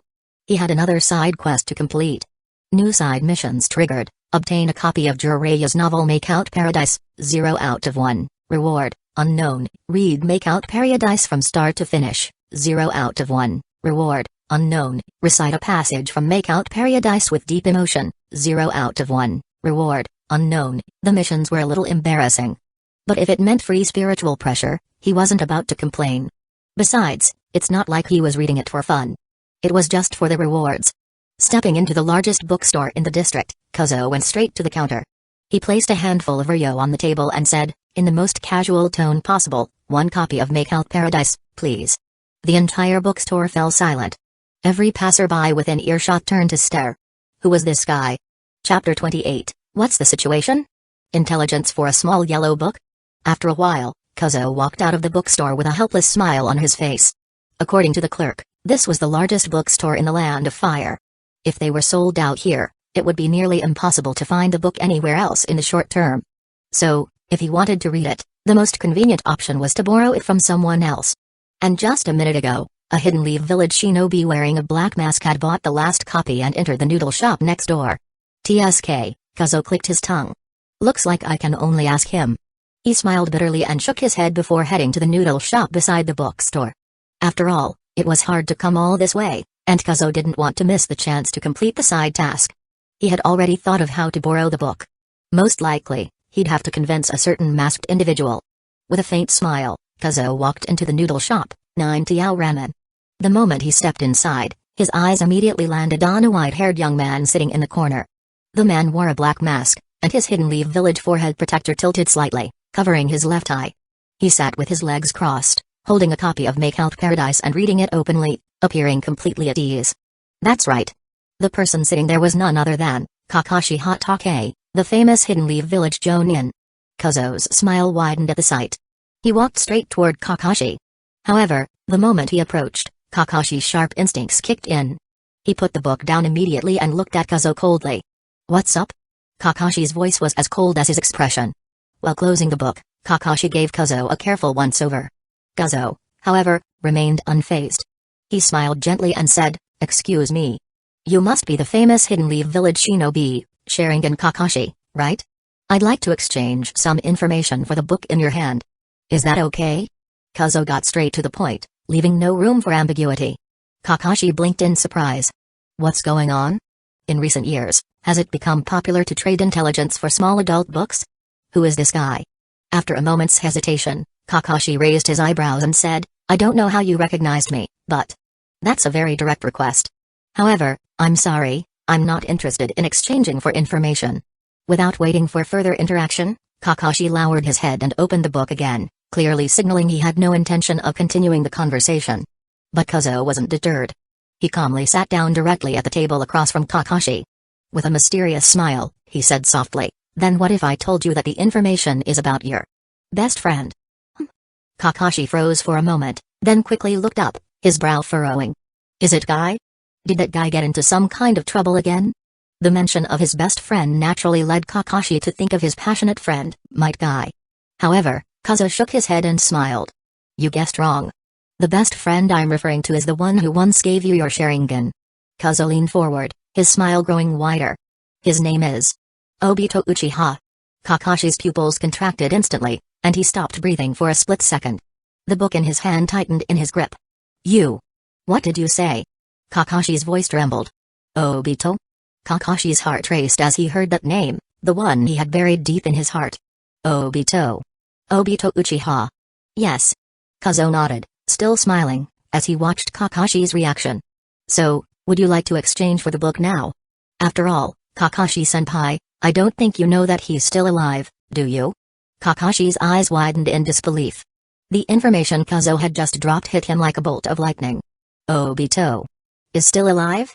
Chapter 29, The light of the right way is sprinkled on the land of the ninja world. Kakashi Hatake, often seen as lazy and indifferent, was shaken to his core by the name that Kazuo had just spoken. That name Obito represented one of Kakashi's deepest and most painful memories. Kazuo knew this, and so he chose to use it as a point of leverage. He maintained his calm smile, looking directly at Kakashi.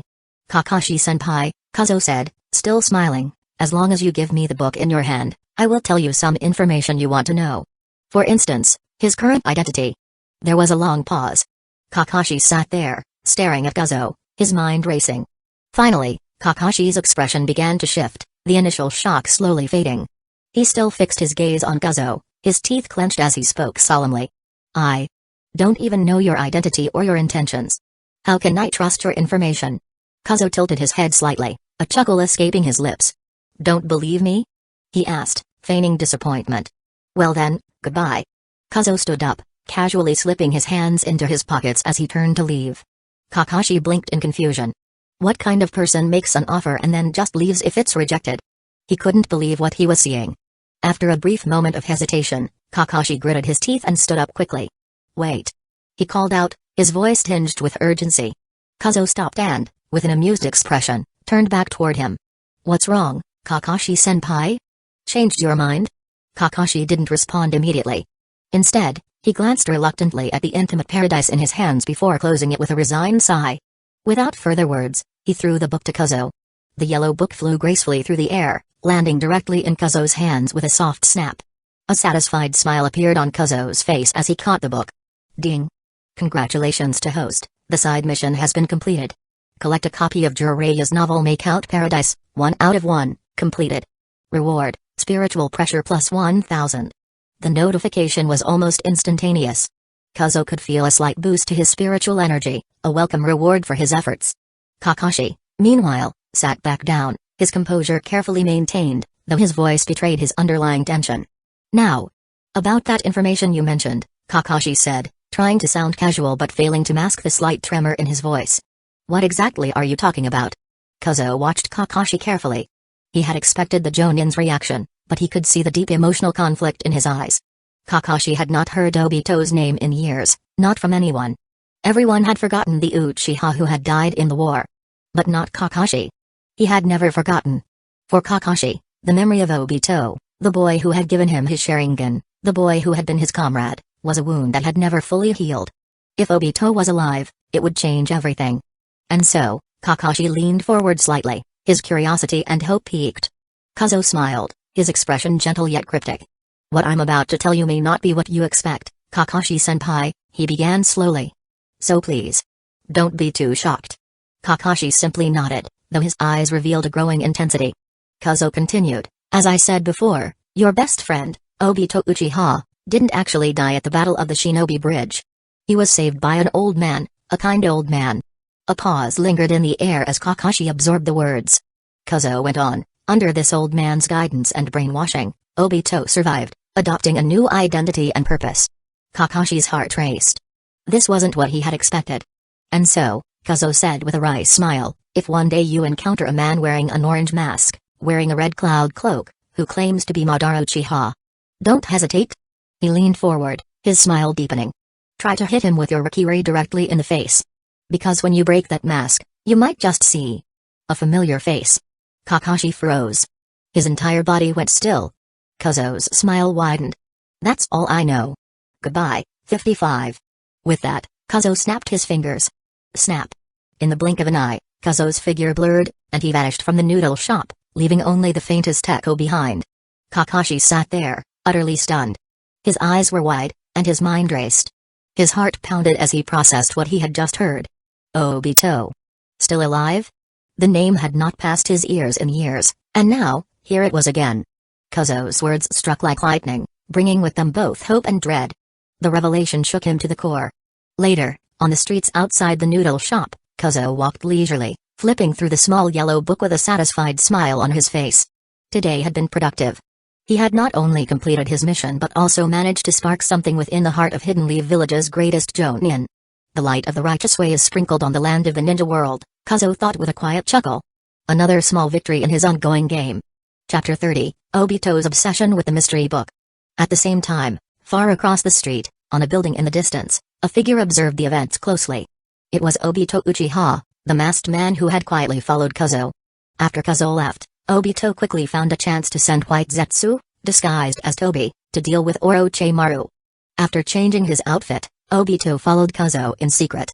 He was determined to figure out what ulterior motives this mysterious individual had. When Kazuo entered the bookstore, Obito's confusion grew. Is this guy really here to buy books?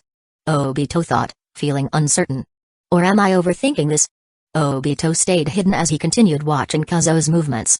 After a while, Kazuo left the bookstore, his figure flashing with a body flicker jutsu, holding a yellow-covered book in his hand. Obito narrowed his eyes beneath his mask, his curiosity piqued. Is this some kind of special ninjutsu secret scroll? Obito couldn't help but wonder what Kazuo was up to. A book that would make someone like Kazuo go out of his way to acquire it couldn't be ordinary. Obito didn't believe it was just any regular book. After a time, Obito returned, merged with White Zetsu, and put on his mask once again, assuming the persona of Tobi from Akatsuki. As he completed the transformation, he saw Kazuo coming toward him with Orochimaru in tow. Let's go. It's time to return to Rain Shinobi Village, Kazuo said with a calm smile, clearly in a good mood. Orochimaru didn't object, nodding as he followed. His mind was already occupied with grander plans, leaving no room for distractions. But Tobi, the masked man, rushed forward excitedly. Senior Kazuo. What did you do just now? Was it a date? Did you buy something delicious? Tobi didn't give Kazuo a moment's peace, bombarding him with questions. Kazuo frowned, clearly annoyed by Tobi's behavior. No wonder someone like Deidara wanted to blow him up every day. He deserved it. It's nothing, Kazuo said with a half-smile. I just bought a book. Tobi, looking delighted, immediately responded. A book? I love reading. What kind of books do you like, Senior Kazuo? Can you show me? Kazuo paused before answering. It's called The Legend of Strong Perseverance and Ninja. Huh? Tobi's eyes widened in surprise. That sounds familiar. Kazuo suddenly grinned and pulled two books with brown covers from his robe. On the covers, the words were boldly written, Strong Perseverance Ninja Story, Adventures of the Savior of the Ninja World author, Jiraiya Tobi froze, his eyes blinking beneath his mask. The moment Tobi saw the titles, he was speechless. Not only him but even Orochimaru, who was standing nearby, was momentarily stunned. Wasn't this Jiraiya's infamous Virgo novels? The unsellable books in the ninja world? Kazuo had such bad taste. He actually enjoyed reading these? But Kazuo, unfazed by their reactions, simply smiled and shoved the 2 books into Orochimaru's and Obi's hands. Here, have a discount, Kazuo said with a sly grin. 12 taels each. Come on, pay up? Orochimaru and Obi were left bewildered by Kazuo's sudden attempt to sell them the books. Why was he suddenly selling them a book? They couldn't help but take out 12 taels each, handing the money over to Kazuo. However, at that very moment, a system prompt sounded in Kazuo's mind. Side mission, promote Jiraiya's novel Strong Perseverance Ninja, 2 out of 5, to 5 ninjas of Jonin level or above. 2 have been completed, but 3 are still needed. Reward, unknown. Kazuo's smile deepened as he accepted the money. It seemed like this forced sale was actually helping him meet his goal. Meanwhile, Obito, who had been observing the exchange, frowned under his mask as he flipped through the book. Something didn't add up. He distinctly remembered that Kazuo hadn't been holding this book when he left the store. Something was off. Was Kazuo hiding something? The wheels in Obito's mind started to turn. He became fixated on this yellow book. It seemed too suspicious. Obito's obsession grew. He decided that once he returned to Rain Shinobi Village, he would send Conan to investigate. He had to uncover the mystery behind this book. Why did Kazuo go to such lengths to obtain it? What was so special about it? And why did Kazuo, of all people, appear so interested in such a strange novel? Obito's mind raced with questions. Chapter 31, The Eye of Illusion and Escape, Conan and the Book of Mystery. 2 days later, in the Rain Shinobi Village, within the country of Rain. The sky was dark, as thick clouds loomed like an endless ocean, covering the sky. Continuous rain pounded the iron buildings below. At this moment, inside a gloomy tall building, 2 figures stood in silence. One was a woman with light blue and purple hair, her eyes a cold orange hue beneath a layer of purple eyeshadow. A lavender paper flower adorned the right side of her head. The other was a man with short orange hair, his forehead protector marked with the symbol of Rain Shinobi Village. His pale face had dozens of black steel nails embedded in it. This was none other than the heavenly Dao Pain. They both stood looking at the torrential rain outside, silent and contemplative. Suddenly, an invisible swirl of air appeared behind them, and with a strange Uzumaki, a figure emerged. It was Afai, the masked man from Akatsuki. But today, there was no playful demeanor about him. His expression was serious as he approached Pain and Conan, speaking in a low voice. Orochimaru has been taken care of, right? Conan nodded slightly and answered calmly, the emptiness ring has been given to him, and his uniform has been sent as well. Good, Afai said. From now on, let him work alongside Kazuo. Kazuo will also keep an eye on Orochimaru's movements. Understood, Pain replied indifferently. He understood Afai's reasoning. Orochimaru was too dangerous to be left unchecked. Having someone with enough strength to monitor him was the best solution, ensuring that Orochimaru wouldn't turn on them. After a moment of silence, Afai spoke again, his tone deeper than before. I have to say, this mission was quite rewarding. He looked at them both before continuing, as you two suspected, this person named Kazuo really has a mysterious pupil technique. He paused for effect, then added, according to my investigation, his bloodline contains a limit, called the Evil King True Eye. It's a true eye of illusion, an upgraded form of magic. He can release various elemental escapes, strange illusions, and even abilities resembling gravity manipulation. In short, it might be a power as complicated as the Rinnegan. Pain and Conan exchanged glances, their expressions showing a mixture of intrigue and expectation. So, Kazuo's golden pupils weren't just for show, he truly had something extraordinary. Before they could think further, Afai continued.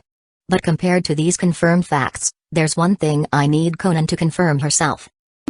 Conan's voice was soft, her curiosity piqued. Afai's voice lowered as he spoke again. When we completed our mission, Kazuo went out on the pretext of personal business. He obtained a mysterious book from a commercial street in the Land of Fire. He paused, his voice cold.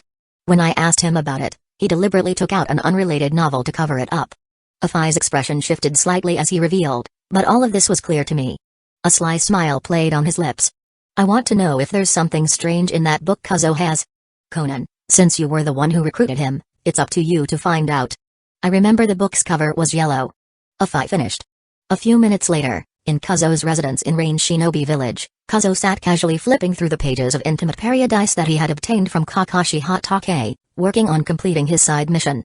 TSK, no wonder Kakashi likes this one so much, he mused, turning the pages with a smile. It really lives up to its title as the bestseller in the ninja world. The contents of the book were more than just stimulating, they were outrageous.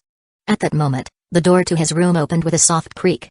A flurry of paper instantly entered the room, swirling around before solidifying into a human form. Kazuo turned his head to see Conan standing there. Why is she here? Kazuo thought, his expression momentarily freezing. Conan, however, didn't seem to notice Kazuo's reaction. She glanced at the book in his hands and spoke, her voice calm but with an edge. Kazuo, I'm here. Huh? Her voice faltered as she froze in place, her eyes locking on the book Kazuo was holding. In just a short moment, she had already seen the content described inside the book, and her face instantly froze. She was completely dumbfounded. This is the mysterious book the masked man was curious about? Conan thought in disbelief. Does he have a brain problem? She couldn't comprehend how Kazuo, of all people, would have such a book in his possession. Kazuo glanced at Conan with a smile, oblivious to her inner shock. Ah, Conan. You've come at just the right time. I'm working on my mission, but you can sit if you want. Conan stared at the book in his hands, still frozen in place. Her mind raced as she tried to process the situation. Why would Kazuo have that book? Is he really hiding something? And what does it have to do with the masked man? Her thoughts were a whirlwind as she struggled to make sense of what was happening. Chapter 32, Is Your Suspicion Too Heavy? Before coming here, Conan's mind was full of guesses about the so-called Book of Mysteries that the masked man mentioned. Secret ninjutsu scrolls, foreign intelligence, geographical records, she considered all sorts of possibilities.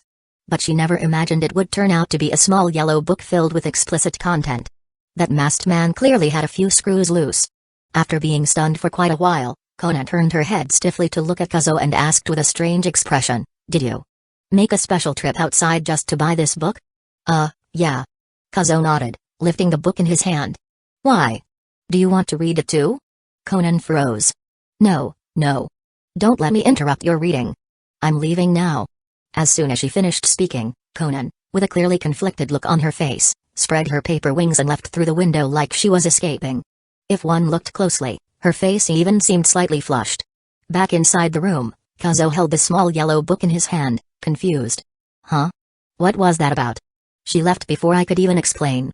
Sure, Make Out Paradise is pretty explicit, but it shouldn't be that surprising, right? Kazuo scratched his head. Oh well.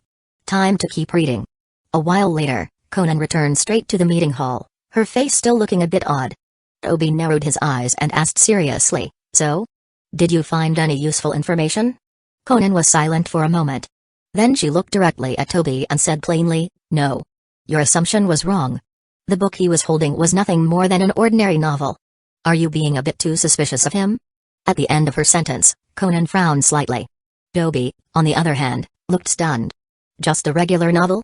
This. Impossible. Would someone really go out of their way to a bookstore miles away just for a regular book? Toby couldn't understand it. If that were true, then Kazuo had way too much free time on his hands. He was starting to realize that he increasingly couldn't make sense of the strange behavior of this kid named Kazuo.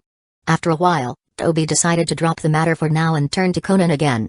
Forget it. Let's leave it aside for now. A few days ago, I asked you to investigate Kazuo's background in other countries. Any progress? It was a task he had assigned them secretly. Hearing this, Pain remained silent, while Conan closed her eyes and slowly shook her head. No clues. After filtering through all our intelligence networks, she said calmly, we found that the name Kazuo doesn't appear in any village or organization in the entire ninja world. So the most likely explanation is, just like us, all of his information was lost during the Great Ninja War. He's a true wanderer without a past. Conan lowered her eyes and finished quietly. In truth, halfway through the investigation, she had already begun to believe that Kazuo was someone who had also experienced the chaos of war. Otherwise, how could he possess such a high level of strength at such a young age? Strength always comes from pain. Just like Nagato. Just like Conan. Just like Hueco, now gone. Kazuo, too, seemed to be someone erased from the records after the storms of war. What's more, a few days ago, while talking to Nagato, Conan had made a surprising observation. In some ways, Kazuo's appearance was very similar to Hueco's when he was a child. After realizing that, things suddenly clicked in her mind. It explained why she felt a strange sense of familiarity when she first saw him. Perhaps, that was also the reason she had unconsciously felt drawn to him from the beginning. After all, compared to the dangerous masked man in front of her, Conan preferred to place her faith in someone who shared a similar tragic past, a lone youth, walking out of the wreckage of war. No suspicious records. In other words, we can at least be sure he's not some spy sent from another village. Very well. In that case, let's suspend the investigation on him for now. Obi stood up, his Sharingan flickering, his voice deep and steady. Akatsuki's formation must continue. We can't delay the plan just because of this one person. Before long, I'll likely bring in a new member.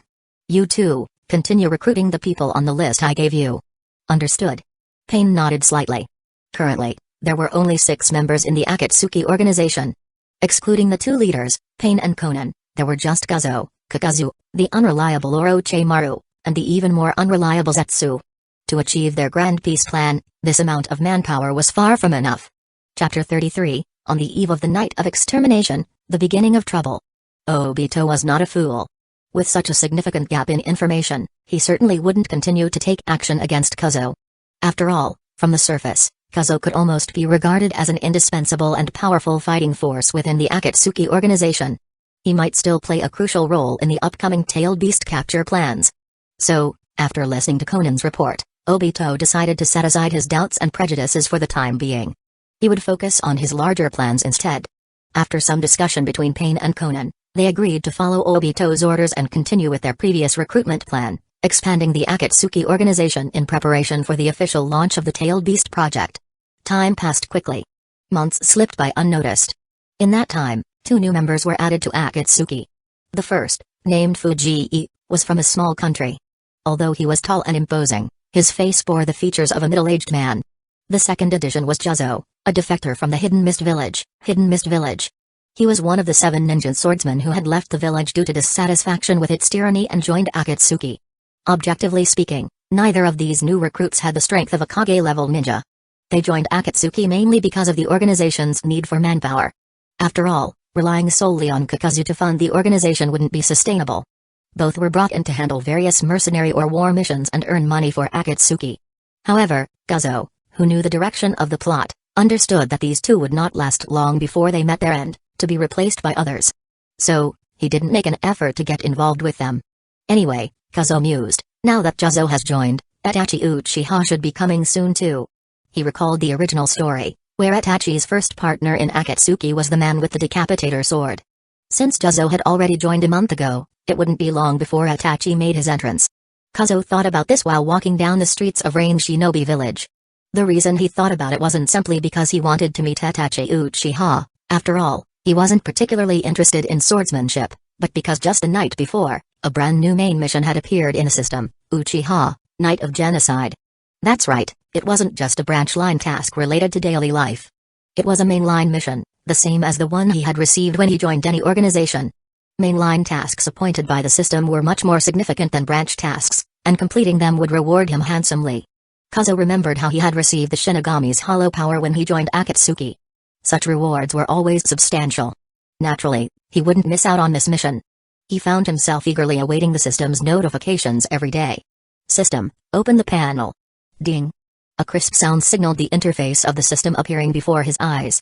The King of the Night System, host, Kazo, spiritual pressure, level 4, medium, Zanpakuto, Shinso, 100%, swordsmanship, mastery, white hits, proficient, flash steps, excellence, Kido, excellence, props, Deathmaster outfit, Akatsuki version, portable righteous skeleton, restoration medicine, other skills, hollow, level 1, spiritual pressure perception, level 4, mystery, 1000 white snakes, level 3, current main task, participate in the great event, Uchiha Night of Genocide, 0 out of 1, incomplete, reward, unknown, mainline branch tasks, read the Nanga Shrine Stone Tablet, 0 out of 1, incomplete, experience Sharingan's illusion, 0 out of 1, incomplete, crack Sharingan's illusion, 0 out of 1, incomplete, experience Mangekyo Sharingan, 0 out of 1, incomplete, collect 1 pair of Uchiha's Sharingan, 0 out of 1, incomplete, collect 5 pairs of Uchiha's Sharingan, 0 out of 5, incomplete, collect 10 pairs of Uchiha's Sharingan, 0 out of 10, incomplete. Kazo looked over the system interface, a large list of tasks laid out before him. His face brightened with a smile of anticipation. The night of genocide was near, and with it, the beginning of trouble. Chapter 34, Uchiha Clan, The Last Supper. Mainline branch tasks are not the same as ordinary side missions. These tasks can only be completed while executing the main storyline. For example, the task of reading the stone tablet of Nanga Shrine can only be done during the night of the Annihilation event. TSK, this is so daunting, Kazuo thought to himself. Although the rewards should be quite generous, completing so many branch tasks in a single night requires careful planning. Kazuo gave the matter serious thought. After all, he wasn't just facing random opponents, these were 2 shadow-level figures, perhaps even close to super shadow level. The first of these opponents was Itachi Uchiha, who had awakened his Sharingan at the age of 8 and Mangekyo Sharingan by the age of 11. The second was the masked man, Obito Uchiha, who had secretly assisted in the massacre and was the most troublesome figure in the ninja world. Clearly, if Kazuo wanted to complete all the branch tasks, he would have to confront both of them. But won't my identity be exposed if I do that? Kazuo pondered. This is going to be difficult. He stretched out a finger and rubbed his temple, deep in thought.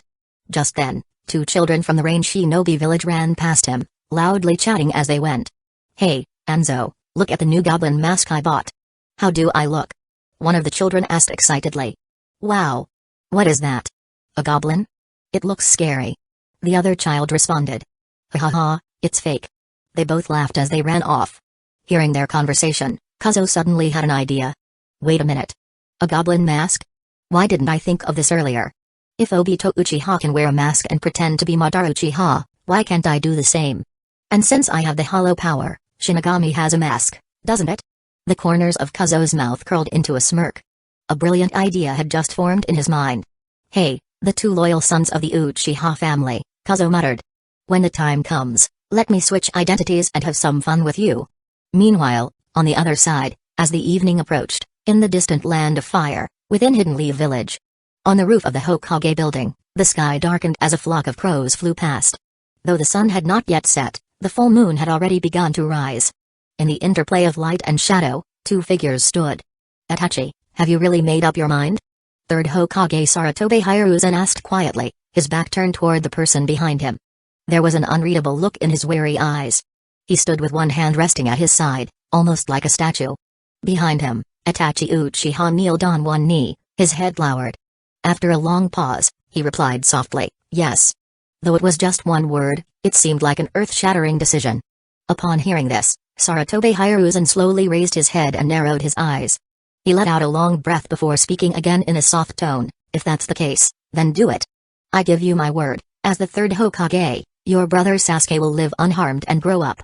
There was a strange, almost sorrowful tone in his voice.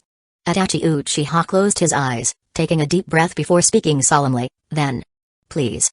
With those words, he vanished in an instant, leaving Sarutobe Hiruzen standing alone on the rooftop. Since the Nine-Tails attack, the relationship between the Uchiha clan and the village had been strained. On one side, there were those plotting rebellion and power grabs, while on the other, the village was preparing to suppress and destroy them. As someone caught in the middle, Itachi Uchiha had made his choice. He betrayed his own family in order to obey the will of the village, protecting the peace of Hidden Leaf Village and, most importantly, his younger brother Sasuke.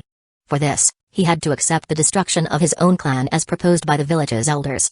Tonight marked the beginning of that plan. This was the night when the Uchiha clan would meet its tragic end. For every member of the Uchiha family, it would be their last supper. Chapter 35, Danzō and Obito. The sea before the storm is always unexpectedly quiet. Such was the case with Hidden Leaf Village. At this time, in a dark basement, an old man with one eye and his hands wrapped in white bandages was sitting on an old wicker chair, his eyes closed in rest. It seemed like he was waiting for something, faintly anticipating. And at this moment, a figure quickly entered from outside the door, kneeling on one knee and bowing his head in deep respect. Master Danzō, he said in a low voice. Itachi Uchiha has decided to act tonight. This old man was none other than the leader of Hidden Leaf Village's root, and Hidden Leaf Village's strongest shadow, Shimura Danzō.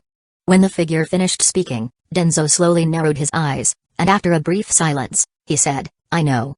Go back. Continue monitoring, and report back immediately. Yes. The figure quickly retreated and closed the door behind him. But in the next moment, a swirling chakra aura appeared in the basement air, and a figure emerged from the vortex. He wore a large black robe and a single-eyed orange mask. It was the mysterious masked man of Akatsuki. Yo. Shimura Danzō, you're surprisingly calm."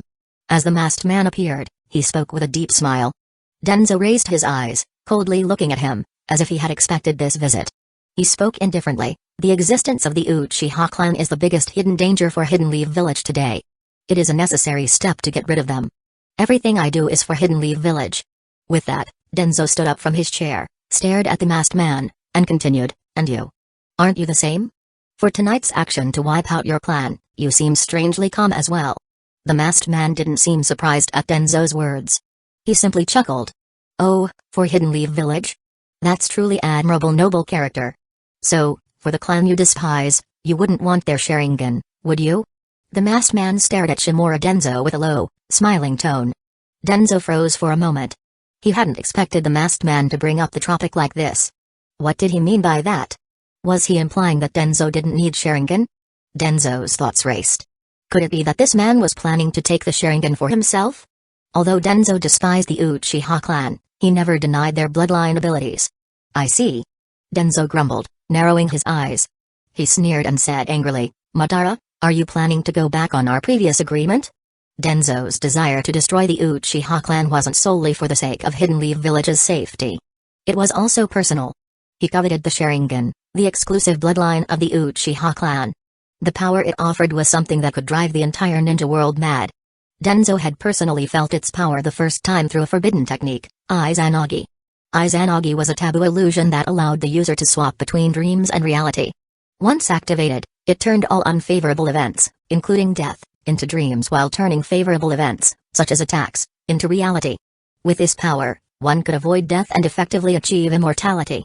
However, the technique came at a great cost. Once used, the eye that cast Izanagi would lose its sight permanently, and no other technique could be used with it. Because of this, it was forbidden by the Uchiha clan. But now, things were different. Once the Uchiha clan was destroyed, Danzō would have access to a large number of Sharingan. He wouldn't have to worry about the loss of sight anymore, and the Izanagi technique could be used repeatedly. This meant that Danzō would essentially become immortal. For this, he was willing to go to extreme lengths to destroy the Uchiha. It was not just for Hidden Leaf Village, it was also for his own gain. Seeing Danzō's excited expression, the masked man sneered inwardly. Of course, he knew Danzō's true intentions. But his own goals weren't so different. "Relax, Shimura Danzō. Our agreement still stands. Once the operation is complete, I will give you your fair share," the masked man said in a low tone. He raised his hand to his right eye, and as he activated Kami, his figure gradually disappeared into the dark vortex. The action was about to begin. Chapter 36, Kazo is dispatched. Hollow in the moonlight. At this moment, in Rain Shinobi Village. Ding, the system prompts. The main mission has officially opened. Participate in the big event, Uchiha Annihilation Night, 0 out of 1, not completed, reward unknown. Kazo, who had been lying at home reading a book, suddenly heard the system notification in his mind. Huh? He sat up instantly, his eyes bright with excitement. A look of surprise appeared on his face. Is it finally happening? After waiting for so long, the system prompt had finally arrived. It seemed that tonight was the night of the Uchiha clan's genocide. Kazo stood up with a smile and casually pulled out a black ball-like item from the system space. He then injected his spiritual pressure into it. Boom. In the next moment, a flash of white spiritual pressure filled the air, and the spiritual power within the black ball began to expand and condense rapidly. Soon, a clone identical to Kazo materialized. It was the portable corpse Kazo had used before. Ha! Kazo exhaled a soft breath, a faint smile playing on his lips. Now, it's time to let the show begin. Kazo raised his hand, and a golden spiritual pressure began to gather at his fingertips, radiating an overwhelming power. Without hesitation, he snapped his fingers. Boom! A sharp sound echoed in the air, resembling the shattering of a mirror, as countless cracks appeared around him. The cracks stretched and tore apart, revealing the endless darkness within. This was Black Tone. Kazo, who had already prepared, didn't waste any time and leapt directly into the dark void. As he did, the cracks in the air quickly sealed up, concentrating into a single point before vanishing completely. The room fell silent. It was as if nothing had happened at all. Kazo smiled and sat back down, casually picking up his book to resume reading. Meanwhile, outside Hidden Leaf Village, in the forest of the Land of Fire, the moonlight filtered through the trees, casting a cool, serene glow across the landscape. A spatial crack opened silently, emitting a faint purple light. A figure in black stepped out of the crack. Kazuo glanced around, nodding with satisfaction. So, this is the place, he murmured. Time to activate Hollow's power. Kazuo smiled as he raised his hand and placed it in front of his face. The Hollow power, a reward he had received when joining the Akatsuki organization, had never been shown to anyone else. But that didn't mean he wasn't skilled in using it. After all, every time he had been sent on a mission, he had secretly practiced with the Hollow mask. Now, he could control the power with ease. Moreover, with the help of the recovery medicine item rewarded by the system, Kazuo didn't have to worry about running out of spiritual power. The recovery medicine, which had a 10-minute cooldown, could heal injuries and restore spiritual pressure, essentially giving him unlimited power as long as he used it wisely. Kazuo focused, and the spiritual pressure between his palms grew more solid. Soon, the spiritual pressure began to vibrate as it reached its limit. With a calm voice, Kazuo spoke. Hollow. Boom. As his words left his mouth, the spiritual pressure in his palm exploded in a brilliant stream of light. The stream of light shot towards Kazuo's face, enveloping him in a dazzling glow. The white light continued to expand, flowing down his neck and chest, until his entire body was covered, including the Zanpakuto at his waist. The spiritual pressure, silent yet powerful, made the very air around him tremble. All the plants and flowers nearby were reduced to dust. In the forest, the light of Kazuo's form overshadowed the moonlight itself. After a few moments, the light began to recede. Kazuo's appearance underwent a dramatic transformation. His red cloud and black robe, which were originally a Death Tyrant outfit combined with Akatsuki's uniform, had now transformed into a moon-white Night Palace outfit. His Zanpakuto glowed with a layer of cold light, turning into a bright, moonlit blade. Even Kazuo's brown hair changed to silvery white. Finally, the spiritual pressure's white light gradually solidified in front of his face, transforming into a fox-like mask, exuding a mysterious aura that completely obscured his features. This was Kazuo's hollow form. From top to bottom, the transformation was complete. His entire being had become something entirely new, a different existence. And with this new form came more than just an increase in style. His strength had greatly improved. Kazuo's spiritual pressure had now grown more than 5 times its original strength. His speed, attack power, and defense capabilities had all been significantly enhanced. This was the power that broke the boundary between Shinigami and Hollow. Chapter 37, This is the so-called Will of Fire? Kazuo lowered his head, gazing at his new moon-white attire, a faint smile curling on his lips. Although he had achieved the Hollow transformation effortlessly, it wasn't something that could be mastered easily by an ordinary Shinigami. Typically, a Shinigami would need to endure the backlash caused by the virtual soul within their body and overcome the instability caused by the Hollow's influence. However, Kazuo had bypassed these difficulties. The Hollow power granted by the system was perfectly fused with the virtual soul from the very beginning. All Kazuo had to do was become familiar with this new power. The secret training he had undergone over the past few months had been the perfect process to help him familiarize himself with this transformation. Now, Kazuo could seamlessly switch between his Shinigami and Hollow forms. At this moment, a perfect balance had been reached. Kazuo looked up at the cold moon hanging high in the sky and muttered to himself, "It's almost time. It should begin." He raised his hand, releasing spiritual pressure, and with practiced ease, opened the black hole again. Then, he stepped inside. Meanwhile, on the other side, in Hidden Leaf Village, on the back mountain of the Uchiha mansion, 2 mysterious figures met in silence. "You're here, Itachi," the masked man spoke quietly, his blood red sharing and glowing eerily under the pale moonlight. Itachi Uchiha stood in front of him, lowering his eyes slightly. After a long moment of silence, he spoke coldly. "Let's begin." His voice was calm, almost eerily so. The masked man let out a low laugh, then moved to Itachi's side. "So, just like before," the masked man said, "I'll handle the members of the Uchiha garrison. Leave the rest to you. Once everything is done, we meet at the agreed location. Understood?" Itachi didn't respond. Instead, he turned and jumped into the night, disappearing without a word. His silence spoke volumes. The masked man's eyes flickered, and a smile crossed his face. "Ah.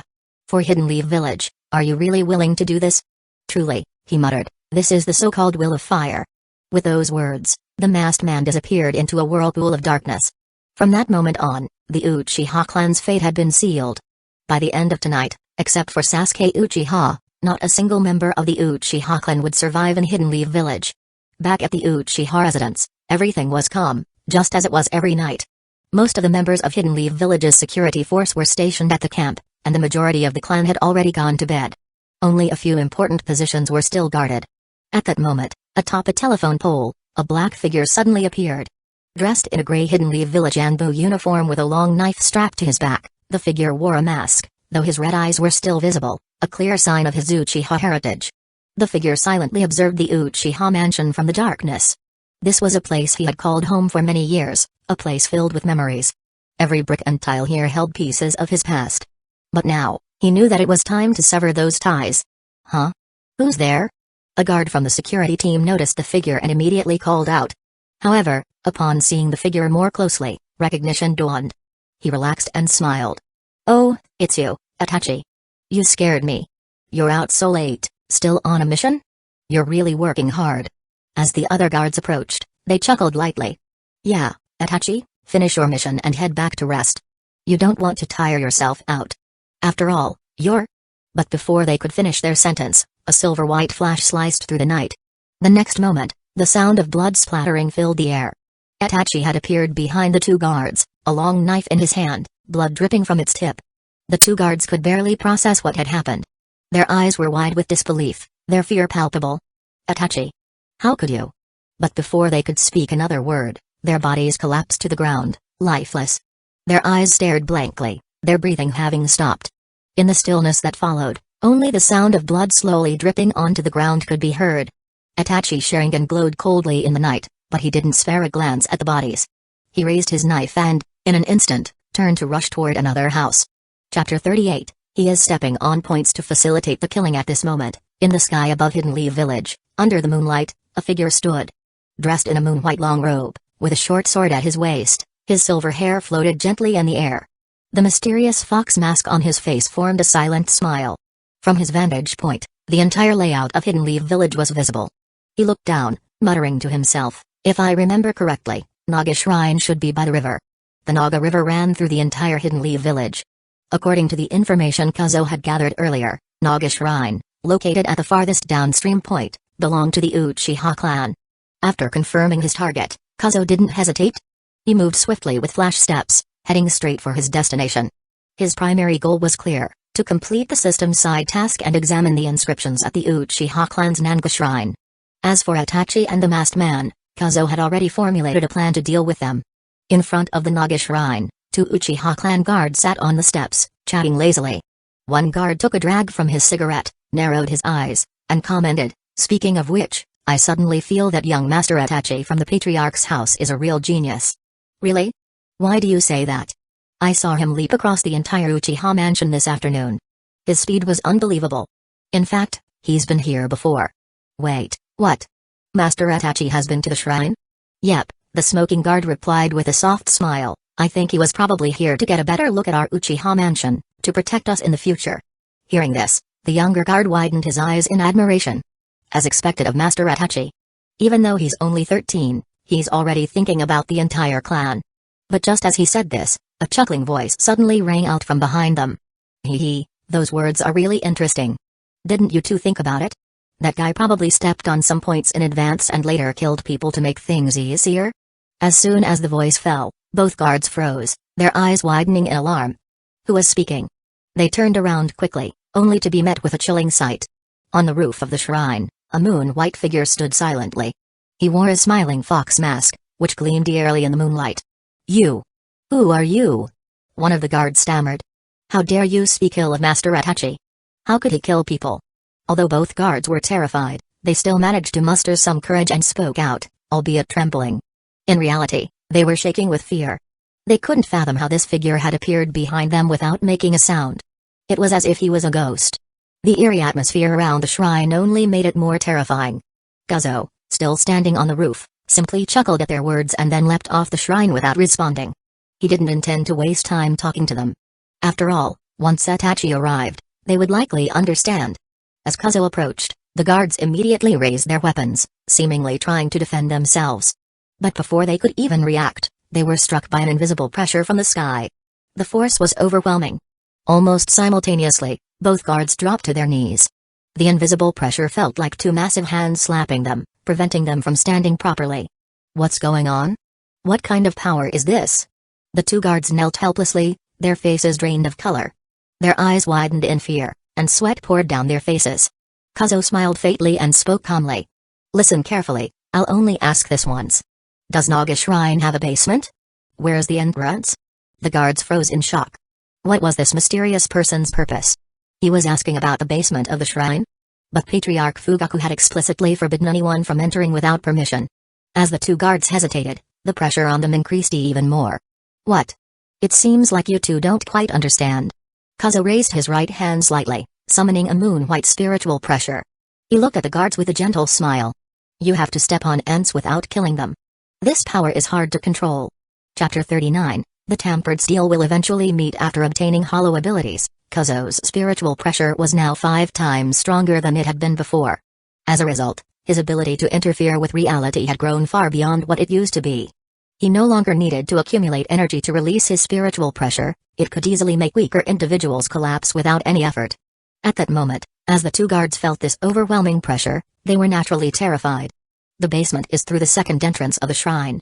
One of them cried out in desperation. You just need to touch the mechanism stone outside the entrance, and the door to the basement will open. The guards could feel their bones nearly crushing under the immense pressure. Survival was their only priority now, and they had no choice but to confess. Very good, Kazuo said, nodding in approval. He then turned and walked toward the shrine, his back to the two guards. For now, your lives are spared. As Kazuo entered the shrine with a swift flash steps, the guards let out a sigh of relief. Finally. However, as soon as they relaxed, they realized the pressure on them hadn't dissipated. They remained kneeling on the ground, unable to stand, silently lamenting their helplessness. Inside the shrine, Kazuo ignored everything around him and focused on the task at hand. Following the information provided by the guards, he made his way to the second entrance. As expected, in a small room, he found an object resembling a mechanism stone. Kazuo released his spiritual pressure, and the stone began to shift. The floor before him split open, revealing a passage leading down. It was the basement. Without hesitation, Kazuo descended the stairs. As he walked deeper, he could feel the temperature dropping and the surroundings growing eerily silent. Only when he reached the bottom did he finally see the sealed stone gate, adorned with complex seals and spells. These symbols clearly indicated that something important was hidden behind this gate. Kazuo had no intention of reading the curse or the intricate seals. He raised his index finger nonchalantly and aimed it at the stone gate. At that moment, his spiritual pressure began to condense at his fingertip, forming a small energy ball that gathered at high speed. After a brief pause, Kazuo calmly spoke. Sero. The light ball shot forward, transforming into a brilliant beam of spiritual pressure. It slammed into the stone gate like a laser cannon, causing the entire space to vibrate with the force of the impact. The powerful spiritual pressure shattered the stone gate and sent debris flying in every direction. Kazuo smiled, pleased with the result. The force of the Sero had exceeded his expectations. He stepped into the stone room, and the moment he entered, his eyes immediately locked onto a black stone stele that stood quietly in the center of the room. The Naga stone stele, crafted by the Sage of Six Paths himself. The original purpose of the stele was to guide the reincarnation of Indra, the eldest son of the sage, back to his rightful path. However, after the sage's death, Black Zetsu had tampered with the inscriptions, leading those who sought its wisdom astray. Over time, the stele had been incorporated into the Uchiha clan's Naga shrine. The stele's content was divided into 3 parts, accessible through the Sharingan, Mangekyo Sharingan, and Rinnegan. Those who had not unlocked their eyes could only view the simplest message. It seems this is the object that delayed Madara Uchiha's life, Kazuo mused as he observed the stele. He didn't possess the Sharingan, and therefore, couldn't decipher any deeper meanings. However, this didn't concern him. As soon as he finished reading the simple inscription before him, a prompt sounded. Ding. Congratulations to host, the main branch mission has been completed. Read the Nanga Shrine Stone Tablet, 1 out of 1. Completion reward, spiritual pressure plus 5,000. 5,000 spiritual pressure? Kazuo's eyes lit up with surprise. A pleased smile spread across his face. This was a side mission tied to the main storyline, and it was clear that the rewards for such missions were far more generous than those for regular side tasks.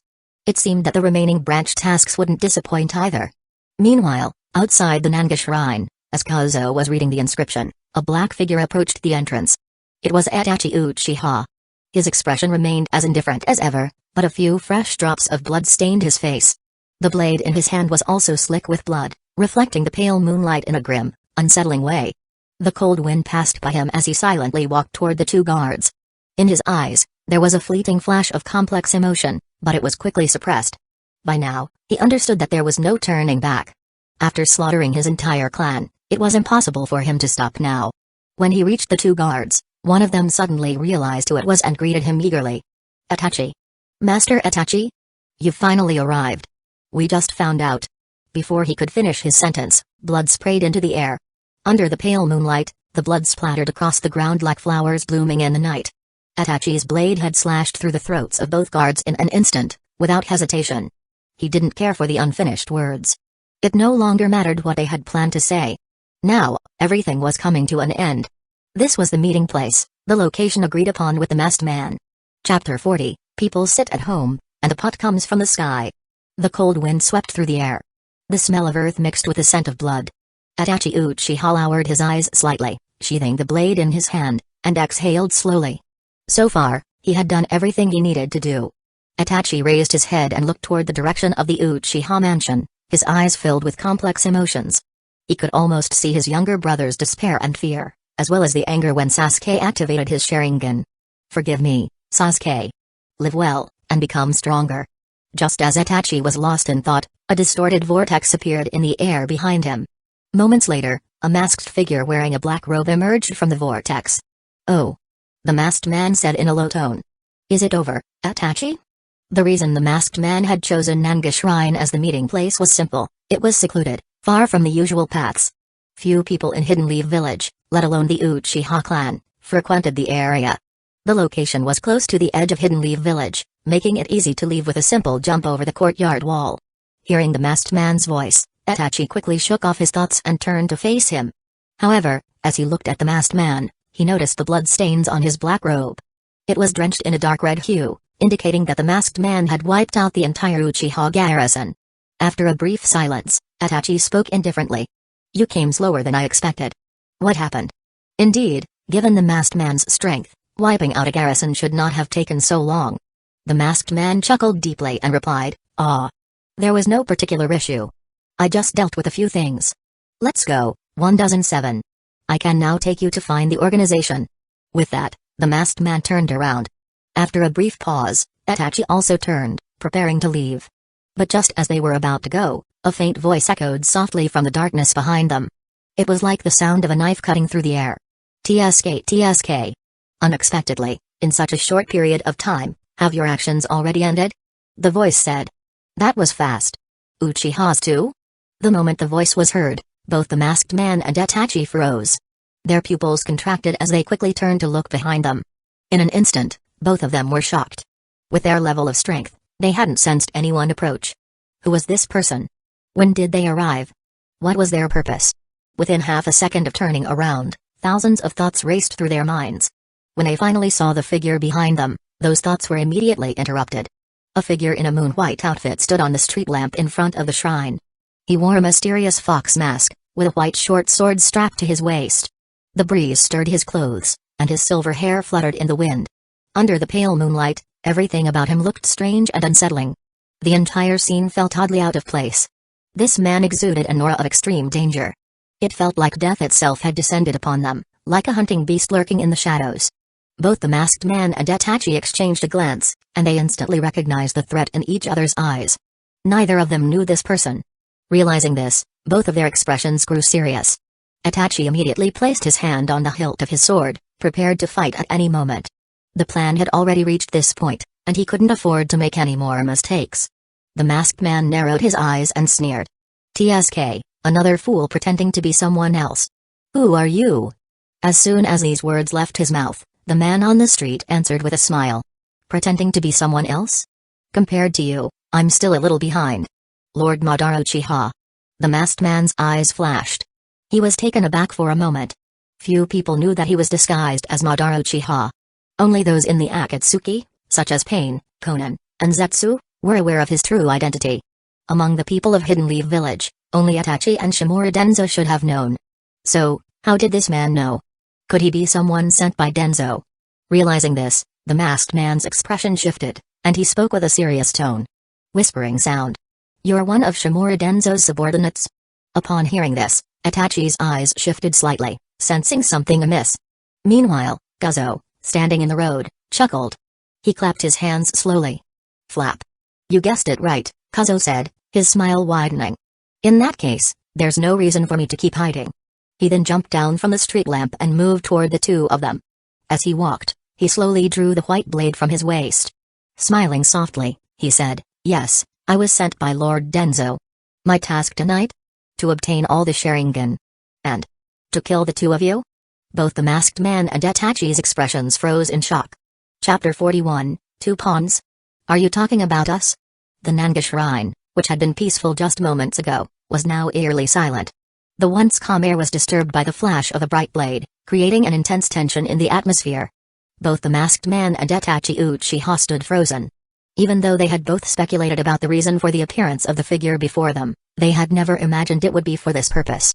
Not only was he going to take all the Sharingan, but he also intended to kill both of them. Was Shimura Danzō truly out of his mind? Moreover, weren't they supposed to be in a cooperative relationship during the Uchiha massacre? Why had this sudden change occurred? The masked man's expression darkened as he narrowed his eyes at Kuzo. His voice was cold. "Humphrey. That old fool, Shimura Danzō. Does he intend to break the promise and turn on us?" By now, there was no doubt in the masked man's mind about Kuzo's identity. After all, apart from himself and Itachi, the only person in Hidden Leaf Village who had detailed knowledge of the extermination plan and Madara's existence was Shimura Danzō. The mask Kuzo wore was very similar to the ones worn by Danzō's root organization. "This is interesting," Kuzo responded lightly, chuckling. "Master Danzō did say he would cooperate with you to complete the Uchiha extermination. But," Kuzo's smile faded, and his tone grew more serious, "he never said he would let the two of you live. Aren't you two just chess pieces?" As soon as the words left his mouth, both the masked man and Itachi were struck silent. Two pawns? Was Kuzo referring to them?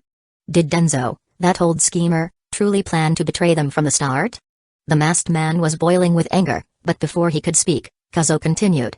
He raised his hand, opened his palm, and with a smile, addressed the masked man. "Come on, Madara Uchiha. Hand over all the Sharingan you collected from the Uchiha clan tonight. It would be far less elegant for me to simply take them from you." At these words, the masked man felt a wave of frustration rising in his chest. What the hell? This guy just casually reached out and said he would take it? How is that elegant? Humphrey. The masked man scoffed. It seems Hidden Leaf Village's leadership is as unreliable as ever. He raised his head slightly, his red Sharingan flashing. Narrowing his eyes, he spoke indifferently. "Let's do this. 1 against 7. Let the old fool Shimura Danzō see how foolish he was to choose us as his enemies." As soon as the words were spoken, the masked man leapt backward, folding his arms as he chose to observe the battle. As the most powerful figure in the ninja world, he wouldn't act rashly without knowing the enemy's capabilities. Itachi, standing next to him, was undoubtedly the best fighter to deal with this situation. Itachi remained silent for a moment before drawing the long knife from his back. Though he still felt something was off, there was no doubt that the person in front of him was an enemy. And as for the Sharingan of the Uchiha clan, Itachi knew the masked man had come late to collect the eyes. He hadn't expected that Shimura Danzō would be so greedy as to send someone to snatch them. At this point, there was nothing left but to fight. Itachi raised the blade in his hand, his eyes focused on Kuzo. "The white masked man," he said coldly, "state your name." "At least, you talk too much." "Sero." Boom. Before Itachi could finish his sentence, Kuzo raised his right hand swiftly. The white Sero fired out instantly. A storm of violent spiritual pressure surged forward, carrying with it the terrifying pressure of annihilation as it came rushing toward them. The masked man's face changed instantly, and Itachi froze. What just happened? How could a serious ninja launch an attack in the middle of someone else's speech? And this, what was going on?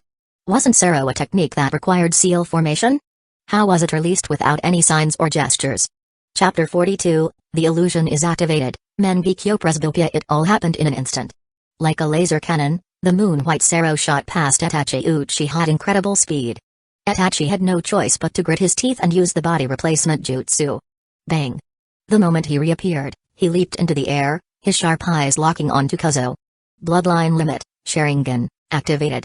An invisible surge of chakra shot toward Kuzo, aiming to trap him in an illusion.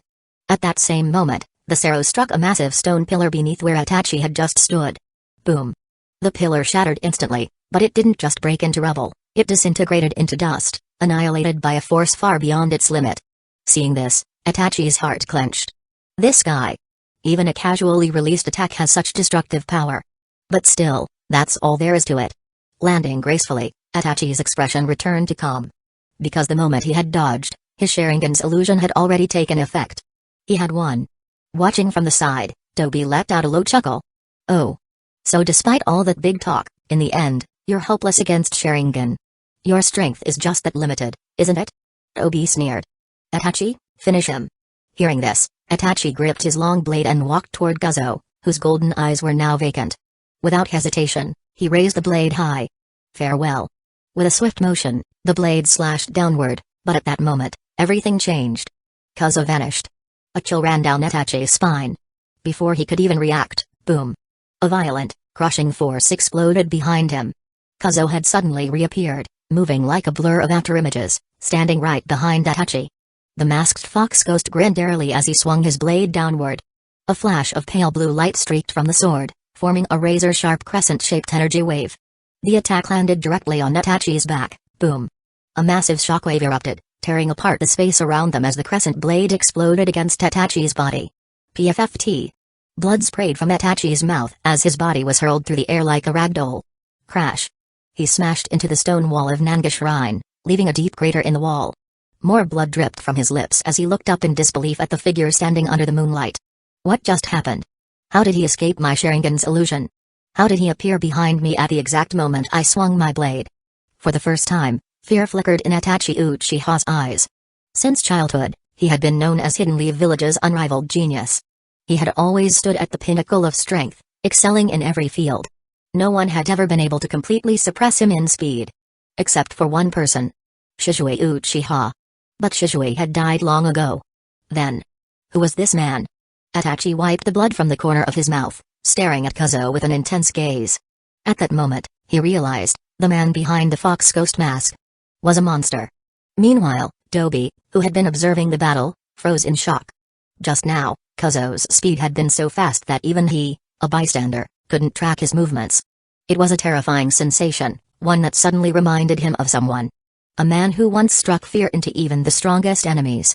Hidden Leaf Village's Yellow Flash, Minato no Mikaze. But Minato had died long ago during the Nine Tails attack on the village. So who the hell was this guy? Toby clenched his fists. At that moment, for the first time, he had a ridiculous thought. When Kazo had suddenly vanished and reappeared behind Itachi, moving at that insane speed. For a split second, he almost thought his own Mangekyo Sharingan had gone presbyopia. Chapter 43, this move is called Crescent Moon Sky Slash, want to learn it? Under the moonlight, dust swirled through the air. Kazo slowly withdrew his pale white blade, a faint smile forming beneath his mask as he watched Itachi Uchiha crash into the distance. Hey, Itachi Uchiha, Kazo said casually. So this is the legendary Sharingan illusion you're so proud of? Doesn't seem like much. After undergoing holification, Kazo had gained a brand new form. Even his Zanpakuto had been completely dyed moon white, from the hilt to the blade, from the edge to the scabbard, without exception. This state was fundamentally different from its usual sealed form. Because of that, as long as Kazo refrained from releasing Shike, he didn't have to worry about being recognized by Toby, who stood watching. But more importantly, his power had increased to terrifying heights. Against the current Itachi Uchiha and Toby, there was no need to fully release his Zanpakuto. After all, while Itachi was undoubtedly a prodigy, he was still too young. He had yet to awaken Amaterasu, let alone Susanoo. At this stage, he was nowhere near strong enough to be a threat to Kazo in his hollow form. And as for Toby, Kazo had already come up with a plan to counter him. Now, it was just a matter of testing it. At that moment, the system's familiar notification sounded in Kazo's mind. Ding. Congratulations, host. You have completed a main branch mission. Experiences Sharingan illusion once, 1 out of 1, completed. Reward, spiritual pressure plus 5,000, hollow experience plus 1,000. Break free from a Sharingan illusion once, 1 out of 1, completed. Reward, spiritual pressure plus 5,000, hollow experience plus 1,500. Kazo smirked beneath his mask. That's right. He had indeed fallen into Itachi's Sharingan illusion just now. Specifically, it was the well-known Ganjutsu, Golden Binding Illusion. For a moment, Kazo's vision had gone dark, and he had felt as though a golden pillar had pinned him down, rendering him completely immobile. But only for a moment. All he had to do was release his suppressed Shinigami spiritual pressure, and the illusion shattered instantly. Sharingan's Ganjutsu worked by interfering with the target's spirit through chakra manipulation. However, inside Kazo's body, two souls coexisted, a Shinigami soul and a hollow soul. Although Kazo was currently in his masked form, This state was essentially his Shinigami soul borrowing hollow powers. Which meant Itachi's illusion had only managed to trap one of his souls. The hollow soul, however, remained unaffected and fully capable of action. Just like how a perfect Jinchuriki could use their tailed beast to break free from Genjutsu, Kazo had used his hollow soul to instantly nullify Sharingan's illusion. It was a simple principle. But what truly surprised Kazo was that in addition to the usual spiritual pressure rewards, he had also received hollow experience. It seemed that fighting in this hollow form came with unexpected benefits. Right now, his hollow power was only at level 1. Which meant that, for now, techniques like Zero and Bala were still somewhat limited in power.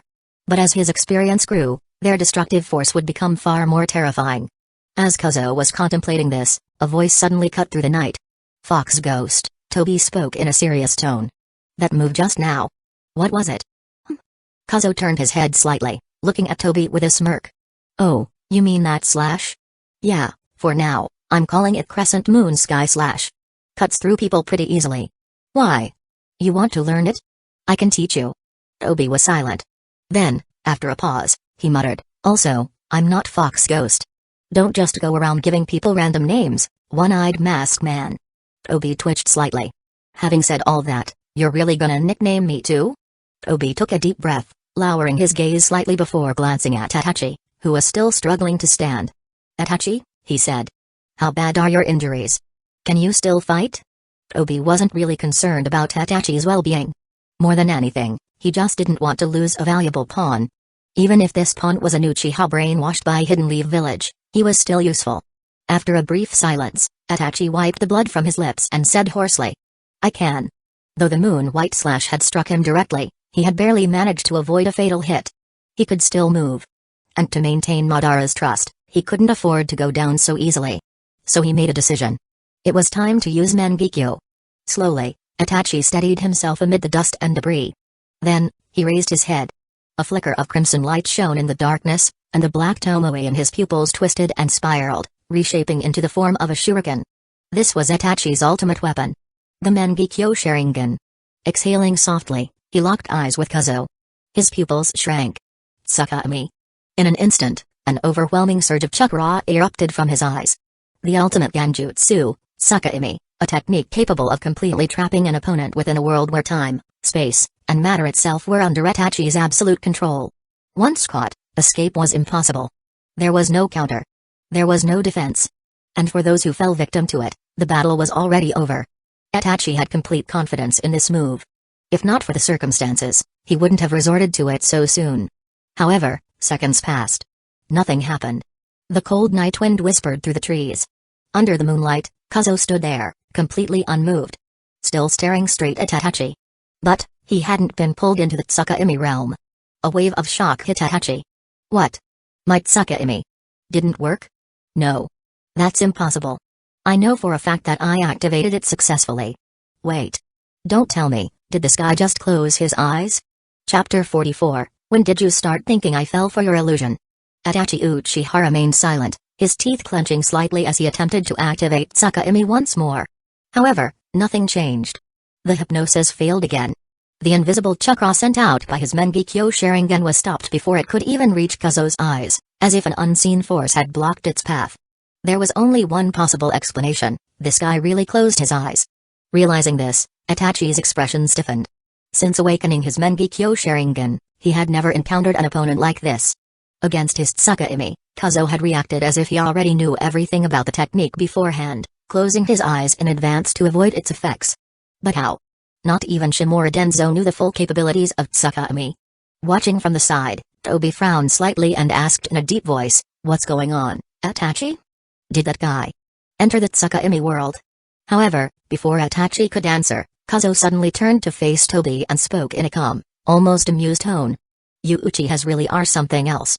You always have this strange, baseless confidence. Let me ask you instead, when did you start believing that I ever fell into your illusion?" Both Toby and Itachi were stunned. Kazo let out a quiet chuckle and continued, "That little Sharingan illusion earlier? I just played along for your sake. You didn't actually think I was afraid of Genjutsu, did you? No way. Even if I don't use my eyes, I can still see you just fine." Like this, without even turning around, Kazo suddenly raised his pale blade and swung it directly behind him. Crescent moon sky slash. Boom. A surge of hollow spiritual pressure exploded from the blade, forming a massive crescent-shaped energy wave that shot straight toward Itachi. This attack was far stronger than the previous one. The sheer force of its release instantly shattered the two stone pillars in front of the shrine, reducing them to rubble. And its trajectory, aimed perfectly at Itachi Uchiha. Itachi's pupil shrank. Did this masked swordsman have some ability similar to the Byakugan? How else could he attack with such precision, without even looking? It was absurd. But there was no time to think. Reacting instinctively, Itachi formed a one-handed seal as fast as he could. Fire style, Great Fire Dragon Jutsu. A massive dragon of roaring flames erupted from his mouth, hurtling toward the crescent slash with a blazing inferno. Boom. The moment the fire dragon met the crescent wave, it was cut apart instantly, offering no resistance at all. The explosion of flames turned into a violent shockwave, spreading outward in a fiery storm. Already injured, Itachi gritted his teeth against the force of the blast, leaping into the air just in time to avoid the explosion. But Kazuo's attack did not stop there. Even after slicing through the fire dragon, the crescent wave continued forward, and slammed directly into the Nan Shrine. Boom. The entire structure collapsed in an instant. The deafening explosion echoed through the night, shaking the very air around them, so loud it could be heard throughout Hidden Leaf Village. In the middle of the destruction, Itachi barely managed to land on the shrine's outer grounds. Kneeling on one knee, he panted heavily. His expression was grim. His Mangekyo Sharingan faded, reverting back to its normal form. Ha. Ha. It was over. He was reaching his limit.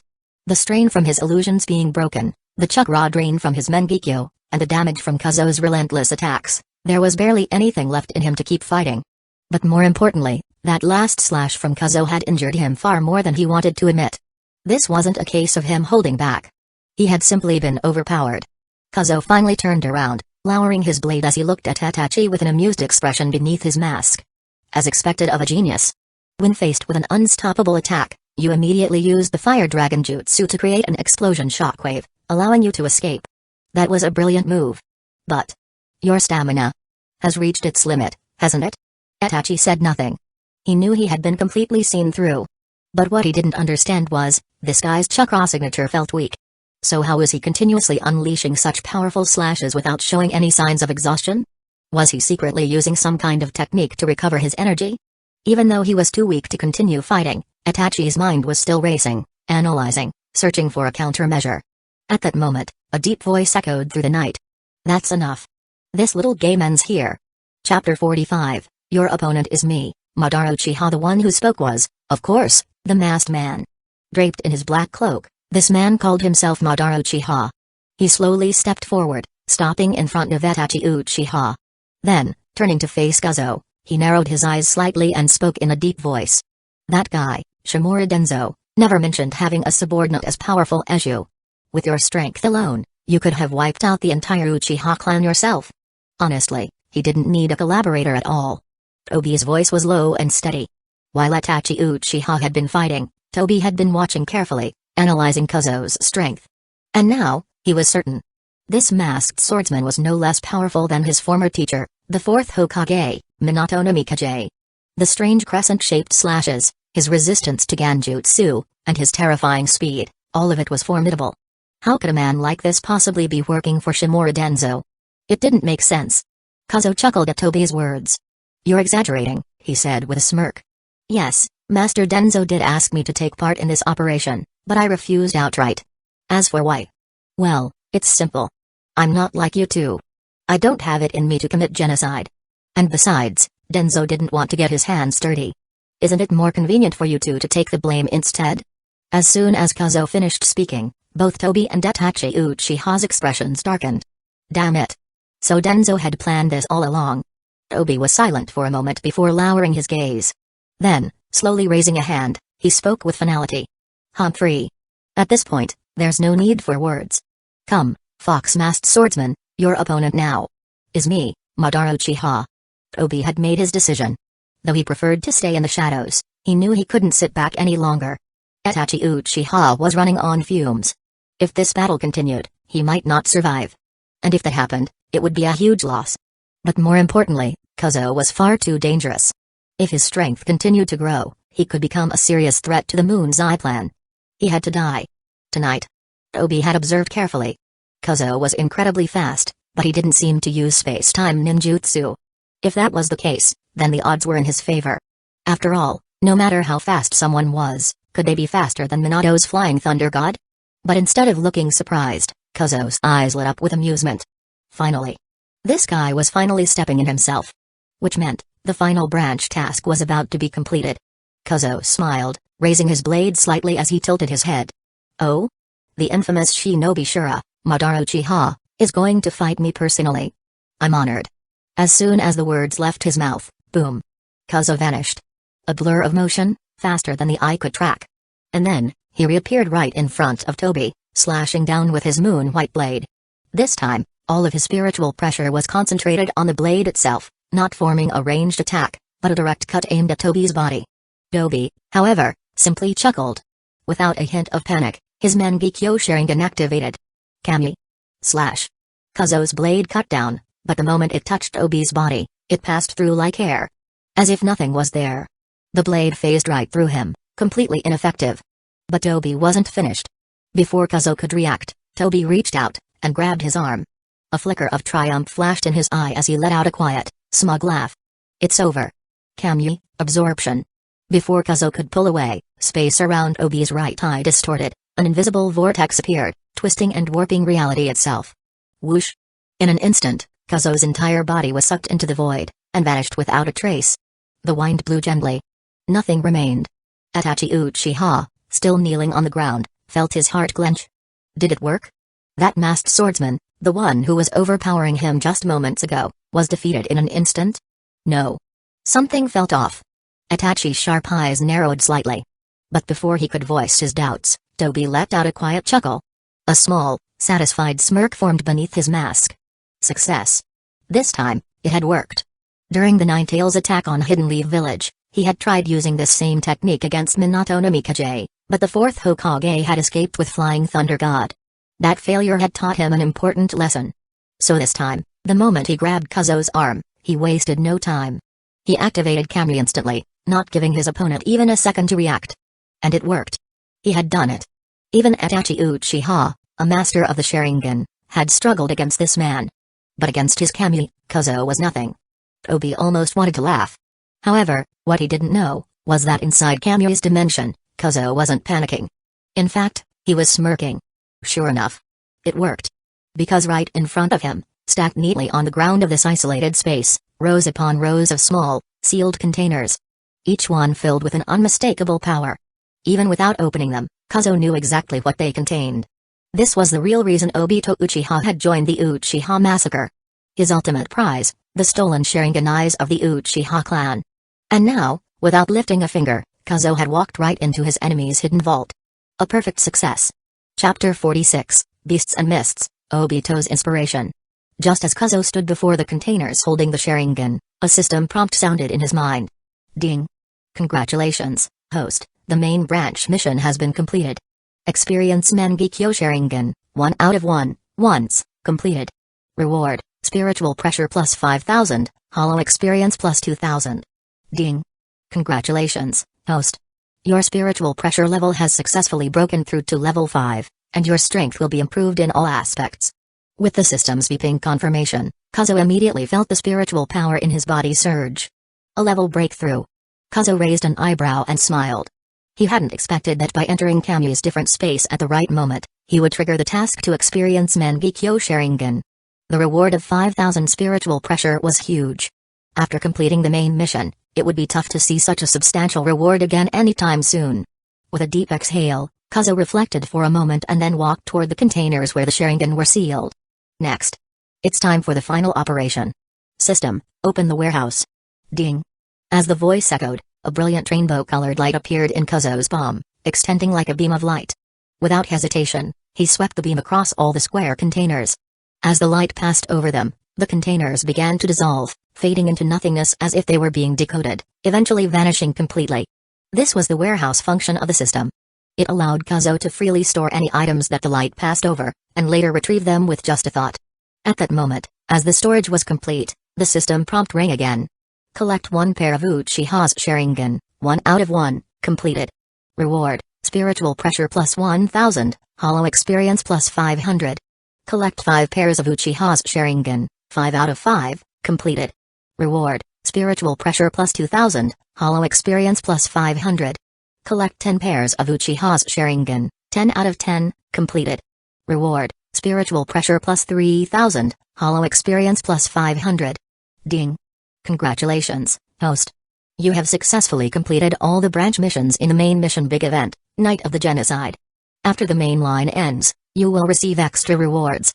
The system's notifications flooded in, and a satisfied smile appeared on Kazuo's face. This was a huge win. Now, as long as he could successfully leave this Camu space, everything would be wrapped up. Asking Obito to release him? That was, of course, out of the question. The only way out now was to leave using his own strength. Finally, Kazuo exhaled softly, his eyes growing serious as he pushed aside all other thoughts. He then raised his hand and condensed the moon-white spiritual pressure into a focused point, tapping it lightly in front of him. Bang! There was a sharp sound in the air, like a mirror shattering, with numerous black cracks appearing. In the next instant, these cracks widened, torn apart by an invisible force, revealing an endless darkness within them. This was the Black Chamber. By using his spiritual pressure, Kazuo forced the destruction of space itself. As explained in Shinigami lore, this ability allowed for the seamless connection of different worlds, such as linking Hueco Mundo with the human realm. In theory, as long as the black cavity's stability was maintained, it could form a direct channel between Obito's Camu space and the ninja world. With a faint smile, Kazuo stepped into the black cavity, and the crack closed immediately behind him. Meanwhile, outside Hidden Leaf Village, near Nanga Shrine, Obito stood beside Itachi. After lifting him up, he spoke coldly, "Let's go, Itachi. Although things went a little wrong, it's over now. I'll take you to the Akatsuki base first. The noise from this area has likely attracted the attention of Sarutobi Hiruzen and the others. We can't stay here long." Without waiting for Itachi to respond, Obito jumped into the air, carrying Itachi over the Hidden Leaf Village wall and out of the village. As they moved through the dark sky, Obito's thoughts flickered. He didn't use Camu for this maneuver. After all, Kazuo, still trapped in Camu's space, was a threat. Obito knew that if it came down to a one-on-one battle in the different dimension, he might not win. No. Perhaps he wouldn't win at all. That guy's abilities were simply too strange. His high-speed movements, powerful crescent slashes, and immunity to illusions made him unpredictable. It was enough to compare him to Kazuo, the golden-eyed kid in the Akatsuki organization. Now that he thought about it, the strength and aura of these two individuals seemed entirely different. The one with the fox mask exuded a beastly, oppressive presence, radiating power and aggression. He felt incredibly dangerous. But Kazuo, on the other hand, always seemed to be shrouded in mist, making him completely unpredictable. A sudden thought crossed Obito's mind. His eyes gleamed with excitement. What if, once they returned to Akatsuki, he had Kazuo face off against the fox-masked figure directly? That might be an extremely interesting spectacle.